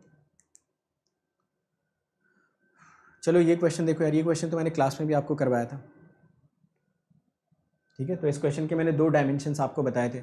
एक डायमेंशन से आंसर आपका इन्फिनिटी आएगा, बट वो डायमेंशन करेक्ट नहीं है, तो आप हमेशा टाइम डोमेन से इसको कैलकुलेट करोगे। जल्दी से पढ़ लो इस क्वेश्चन को 1 मिनट के अंदर अंदर, फिर मैं आपको समझाता हूँ। ठीक है, तो मैं थोड़ा आपको याद भी दिला देता हूँ कि आप इस क्वेश्चन को कैसे अटेम्प्ट करेंगे। इसका भी सॉल्यूशन बहुत जगह पे गलत तरीके से निकाला गया, आंसर सही लेके आए बट सॉल्यूशन का जो तरीका है दैट इज़ रॉन्ग, तो वो मैं बताता हूँ आपको उसमें गलती क्या है और आप इस क्वेश्चन को कैसे सही कर सकते हो। चलो देखो क्वेश्चन में क्या बोल रखा है। क्वेश्चन में बोल रखा है the transfer function of a causal LTI system is H of S. तो ये एक सिस्टम उसने मेंशन कर रखा है एच ऑफ एस, एक इसका इनपुट मेंशन कर रखा है एक्स ऑफ टी, और ये है वाई ऑफ टी। इसका ट्रांसफर फंक्शन दे रखा है 1/s, which means it is an integrator. इसका मतलब ये क्या है, integrator. X of T mention किया, U of T is unit step, the system output as Y T tends to infinity. Question में आपसे पूछ रहा है कि limit T tends to infinity Y T की वैल्यू कितनी हो जाएगी। ठीक है, मेथड वन ध्यान से समझ लेना सभी लोग। काफ़ी सारे लोग मुझसे डाउट पूछ भी रहे थे क्लास के बाद, तो मैं दोबारा आपको समझा देता हूँ कि डाउट वो था क्या और उसका आंसर कैसे करना चाहिए था। देखिए यहाँ से अगर आप वाई टी को लिखना चाहो तो आप सभी लोगों को दिख रहा होगा कि y t is nothing but minus infinity to t and x of t d t, this was your y t. तो वाई टी यहाँ से आपको मिलेगा माइनस इन्फिनिटी टू टी, और एक्स ऑफ टी आपको मेंशन कर रखा है sine t by pi t into u t, so it is mentioned as sin t by pi t into ut dt। Correct, ये यहाँ तक हमें आंसर मिला। अब यहाँ पे ut की वजह से लिमिट यार कहाँ से कहाँ तक पहुँच जाएगी, यू टी की वजह से लिमिट पहुंच जाएगी 0 to t sine t by pi t u t d t, ये मिल गया आपको वाई टी। क्वेश्चन में अगर बोल रहा है कि आप टी को इन्फिनिटी टेंड करा दो तो हम टी को इन्फिनिटी टेंड करा देते हैं। ये लीजिए, ये मिला आपको वाई टी। और ये आपको क्या मिलेगा, देखो जब टी को इन्फिनिटी टेंड कराओगे तो ये अंदर वाले जो टी लिखे हुए हैं ये तो डमी वेरिएबल्स होते हैं ना, आप चाहते तो इसको ऐसा भी लिखते हैं minus infinity to t x of tau d tau, तो अंदर जो लिखा होता है वो तो डमी वेरिएबल होता है। तो अगर आप टी को इन्फिनिटी पुट करो तो ये वाला टी आपका कहाँ चला जाएगा, इन्फिनिटी की तरफ जाएगा। तो आपको आंसर मिलना चाहिए 0 से लेके infinity sine t by pi t u t. यहाँ तक तो कोई ज़्यादा प्रॉब्लम है नहीं, sine t by pi t d t, ठीक है। इसके बाद यहाँ से दो थ्योरीज डेवलप होती हैं। दोनों थ्योरीज का मैं 1 by 1 आपको डिस्कशन बताता हूँ और बताता हूँ दोनों में से कौन सी अप्रोच आपकी करेक्ट है और कौन सी अप्रोच गलत है, ठीक है। यहाँ तक पहले कमेंट सेक्शन में मुझे कंफर्म कर दो, क्या ये पॉइंट सभी लोग समझ गए। देखो जनरली हम लोग टी लिख के ही काम चला लेते हैं, आपका मन है तो टाउ लिखना चाहते हो अंदर टाउ लिख दो, बट जब आप लिमिट पे यहाँ t equal to infinity put करोगे ना तो यही वाली लिमिट इन्फिनिटी जानी चाहिए। तो अल्टीमेटली एक्सप्रेशन जो अपने पास आ रहा है वो आ रहा है 0 to infinity sine t by pi t d t, ये एक्सप्रेशन अपने पास कैलकुलेट होकर आ रहा है, ठीक है। ये मेथड 1 मैं थोड़ी नेक्स्ट स्टेप में डालता हूँ, ये तो जनरल कैलकुलेशन, यहाँ से दो अलग अलग मेथड्स में जनरेट करता हूँ, ठीक है। चलो देखो पहला मेथड देखते हैं, फर्स्ट मेथड। पहला मेथड अगर आप देखो तो ये अंदर वाला जो एक्सप्रेशन लिखा हुआ है ये चीज़ देखो, क्या ये एक इवन फंक्शन है, it is an even function.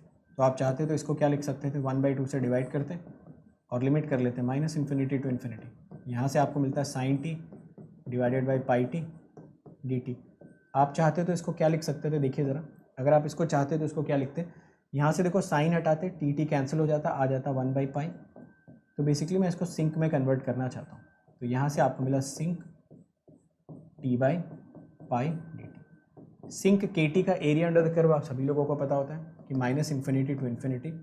अगर आपसे कभी भी पूछा जाए व्हाट इज़ सिंक के टी, ठीक है, तो ये आपने कैलकुलेट किया था, फूरियर ट्रांसफॉर्म में प्रूफ भी किया था, आपको मिल रहा था 1/k। यहाँ पे अगर आप 1/k पुट करते हो तो आपको आंसर सिंपली कितना मिल जाता, 1/2 इंटू पाई इंटू 1/पाई and eventually you would have got the answer as 0.5, ठीक है। ये तो एक मेथड हो गया इस चीज़ को एक्सप्लेन करने का, आंसर हमारा आ रहा है 0.5।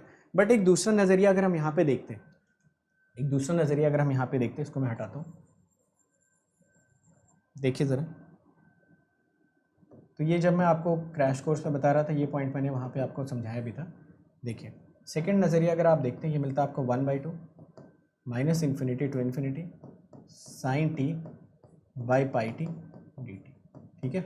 आप इसको थोड़ी देर के लिए अगर एक्स ऑफ टी मान लेते हैं तो यहाँ से आपको अंदाज़ा मिलता है कि this answer would have been x of s just by putting s equal to 0, है ना। तो दो प्रॉपर्टीज़ हमने देखी थी, आप चाहो तो एक्स ऑफ एस निकाल के वहाँ पे एस इक्वल टू 0 पुट कर देते, बट चैलेंज ये था कि यहाँ पे इस एक्स ऑफ टी का एक्स ऑफ एस निकलता कैसे। चैलेंज यहाँ पे क्या था कि ये जो एक्स ऑफ टी यहाँ पे लिखा हुआ था इसका एक्स ऑफ एस कैलकुलेट कैसे होता, ठीक है। तो यहाँ पे देखो जो एक्स ऑफ टी यहाँ पे मेंशन किया हुआ है sine t upon pi t, ये जो एक्स ऑफ टी यहाँ पे मेंशन किया हुआ है, आप मुझे बताइए ये जो एक्स ऑफ टी हमने यहाँ पे मेंशन किया, क्या आप इसका लाप्लास ट्रांसफॉर्म कैलकुलेट कर सकते हो। इसका लाप्लास ट्रांसफॉर्म तो कैलकुलेट कर पाना मुश्किल है। अगर लाप्लास ट्रांसफॉर्म, ध्यान से सुनेंगे मेरी बात को, मैं क्या क्या बता रहा हूँ, सारे पॉइंट्स इंपॉर्टेंट हैं। अगर इसका लाप्लास ट्रांसफॉर्म पूछा जाएगा तो इसका लाप्लास ट्रांसफॉर्म कैलकुलेट करना बहुत मुश्किल है, क्योंकि यहाँ पे साइन टी के साथ यू टी अटैच नहीं है। तो आप क्या करोगे, ये जो पूरा का पूरा एक्सप्रेशन दिख रहा था इसी एक्सप्रेशन को मॉडिफाई करने की कोशिश करोगे। आप सोचोगे कि मैं ये 1/2 हटाता हूँ यहाँ पे, और ये 1/2 हटा के अगर मैं यू टी भी लगा देता हूँ तो भी मेरा काम चल जाएगा, है ना। इसका मतलब इस बार जो एक्स ऑफ टी का काम कर रहा है वो एक्स ऑफ टी का काम कौन करेगा, ये पूरा का पूरा साइन टी यू टी। सुनते रहना बस ध्यानपूर्वक मैं क्या क्या बता रहा हूँ। मतलब अगर ये एक्स ऑफ टी हो जाता तो ये 1/2 वाले फैक्टर की ज़रूरत नहीं थी, ये 1/2 वाला फैक्टर मैं हटा सकता था यहाँ से। चलो अब इसका ट्रांसफॉर्म निकालना हमारे लिए थोड़ा सा आसान हो गया, क्योंकि इसका ट्रांसफॉर्म निकालना बहुत आसान है।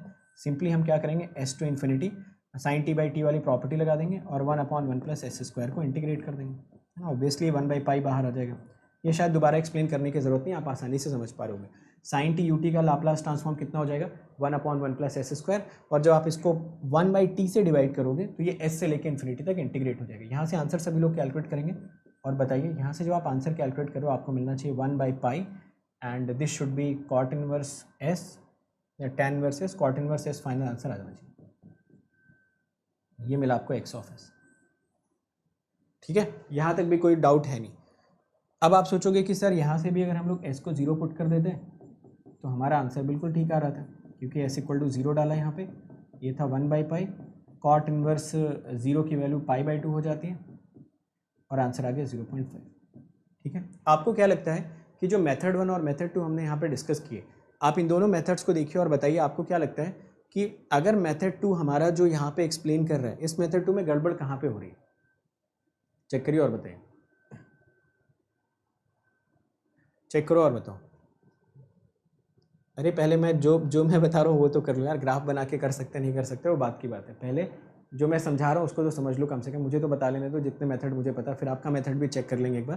पहले ये चेक करिए और बताइए आपको क्या लगता है कि जो मेथड 2 हम लोग कर रहे हैं इसमें कोई प्रॉब्लम है किसी को? मेथड 2 में थोड़ी सी दिक्कत तो हो गई। कहाँ पे दिक्कत हुई? यहाँ पे आपने ये बाइलेटरल लाप्लास ट्रांसफॉर्म्स तो निकाले बट इनके आरओसीज आपने कैलकुलेट नहीं किए। अगर आप आरओसी कैलकुलेट करते ना तो आरओसी आपको कितनी मिलने वाली थी? Real part of S greater than 0। मैं आपको याद भी दिला देता हूँ कि अगर कोई भी सिग्नल होता है, फॉर एग्जांपल कोई भी सिग्नल होता है एक्स ऑफ टी जिसका लाप्लास ट्रांसफॉर्म है एक्स ऑफ एस, और अगर इसकी आरओसी होती है आर, ठीक है, तो जो x of T divided by T की आरओसी आती है दैट रिमेन्स द सेम। ठीक है, तो इसकी आरओसी भी क्या होती है? सेम। सारी बातें सुन लो,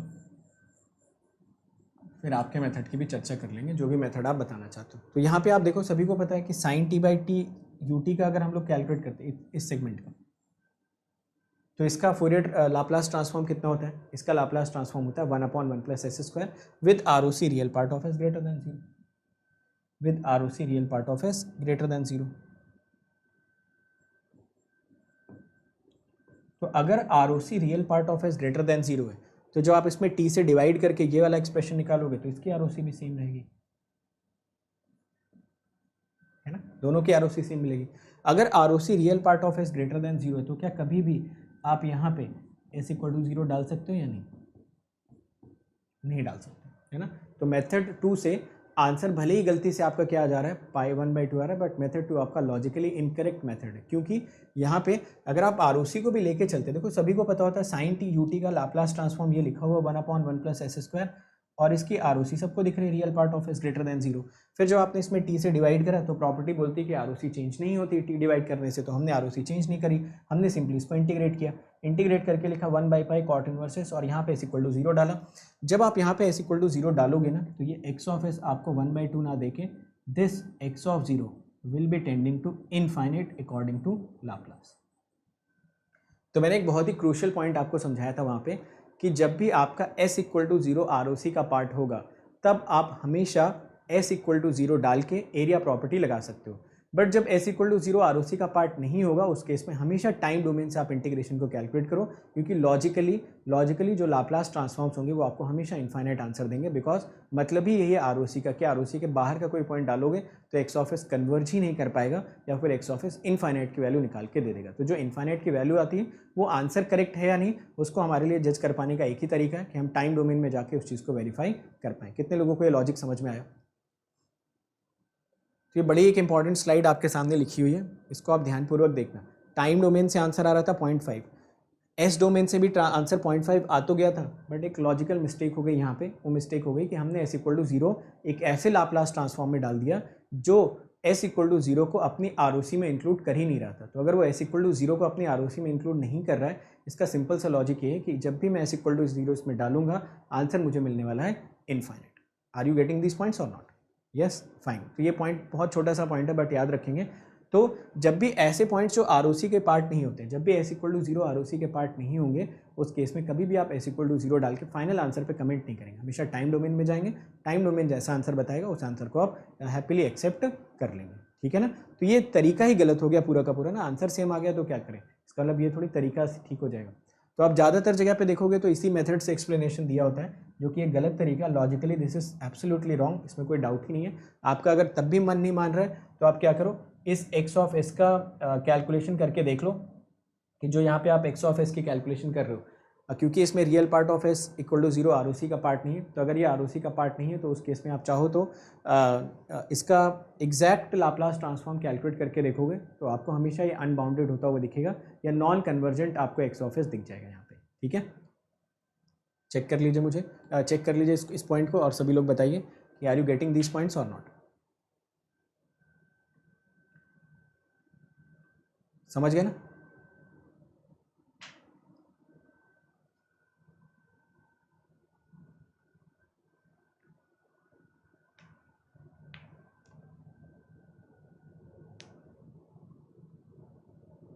ठीक है, चलो अगले क्वेश्चन पे चलते हैं। चलिए अगला क्वेश्चन रहा ये, इसमें भी आपको 1 मिनट से 1 ही मिनट का टाइम लगना चाहिए, तो 1 मिनट के अंदर अंदर इस क्वेश्चन को सॉल्व करो और आंसर बताओ।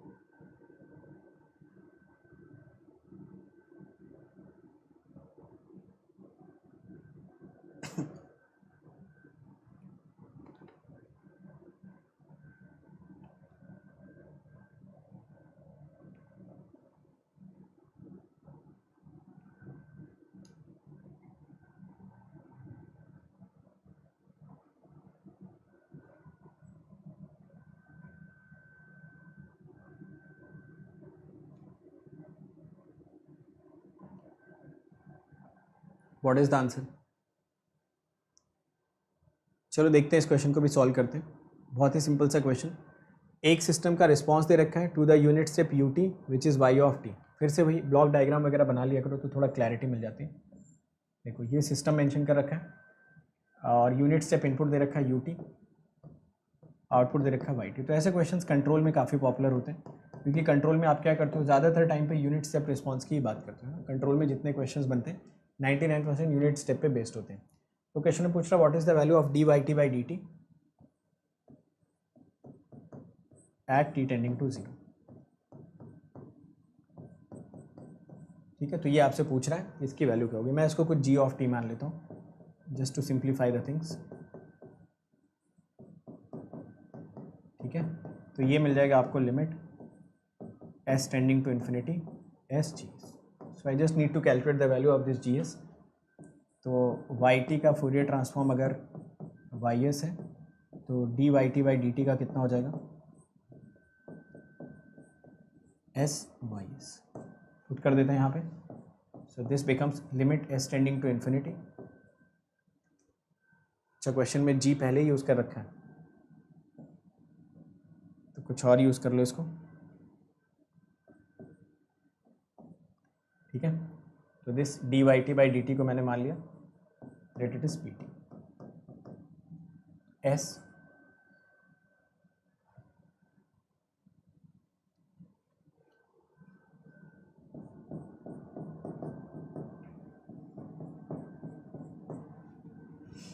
Into s y s. और वाई एस को आप क्या लिख सकते हो, तो ये मिल गया एस स्क्वायर वाई एस। ठीक है, वाई एस की वैल्यू यहाँ से कैलकुलेट कर लो। Y S will become 1/s into G S.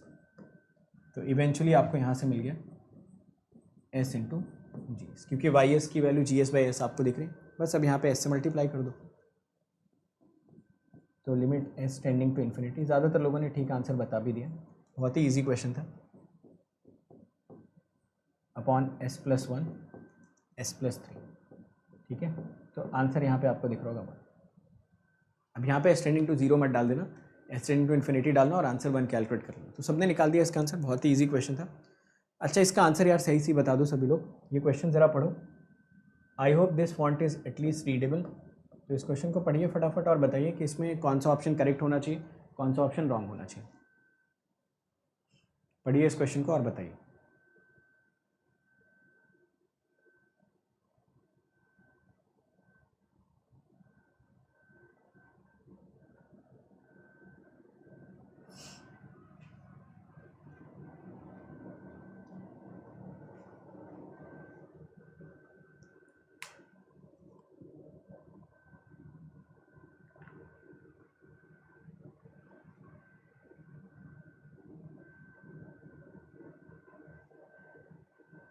पढ़ लिया सभी ने? चलिए देखते हैं। क्वेश्चन में बोल रहा है consider the following statements for continuous time LTI system बोल रखा है। There is no bounded input bounded output stable systems with a pole in the right half side of the complex plane. बताइए, question में सिर्फ इतना बोल रखा है कि जो आपके सिस्टम्स हैं दे आर LTI ओनली, सिर्फ इतना क्वेश्चन में डेटा मेंशन कर रखा है।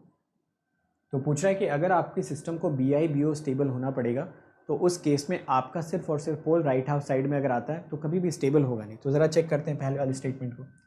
फर्स्ट वाली स्टेटमेंट में अगर बाय द वे हम ऐसा कोई पोल कंसिडर करते हैं, ये देखिए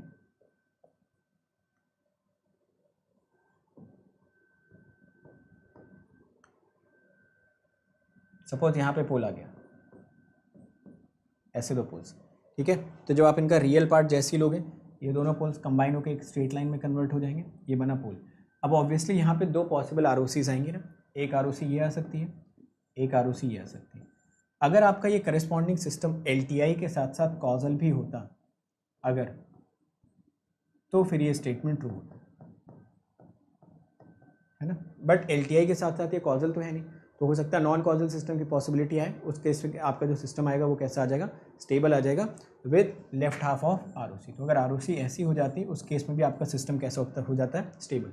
तो कंट्रोल सिस्टम वगैरह में जो स्टेटमेंट्स हम लोग बोलते हैं कि सिस्टम को स्टेबल होने के लिए सारे के सारे पोल स्ट्रिक्टली LHP पे होने चाहिए, ऑब्वियसली वो तभी बोलते हैं जब सिस्टम की कॉजैलिटी को बाय डिफॉल्ट हम लोग कंसिडर कर लेते हैं।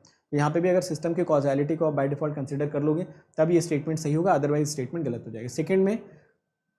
सेकंड में चेस्ट ने दोनों बोल दिया, there is no causal and BIBO stable systems with a pole in the right half. तो ये तो सही हो गया सेकंड वाला, करेक्ट ऑप्शन क्या हो गया, D, ठीक है। चलो फिर आज के सेशन में फिर हम लोग इतना ही रखते हैं। बाकी और भी सारे क्वेश्चंस मैंने डाल रखे हैं, वो ऑब्वियसली आप प्रैक्टिस करेंगे ये सारे क्वेश्चंस, ठीक है। और कल की क्लास में इसी के आगे हम लोग डिस्कस करना स्टार्ट करेंगे। तो ये सारे क्वेश्चन प्रैक्टिस करके आओ। कल की क्लास में फिर हम लोग ये खत्म करने के बाद Z ट्रांसफॉर्म की मैंने 2 क्लासेस रख रखी, क्योंकि Z ट्रांसफॉर्म में जो PYQs पूछे गए ना, कुछ PYQs बहुत ही ज़्यादा डिस्प्यूटेड हैं, तो उसके बारे में मैं थोड़ा और डिटेल में चर्चा करूँगा, आपको उसके कई सारे मेथड्स बताऊँगा और वहाँ पे कुछ अच्छे इंपॉर्टेंट PYQs की भी डिस्कशन करेंगे, ठीक है। चलिए आज के सेशन में इतना ही फिर। It's time to experience something glorious. Unacademy Combat. Compete, crack, conquer. A challenging gate contest engineered to give you an experience like none other.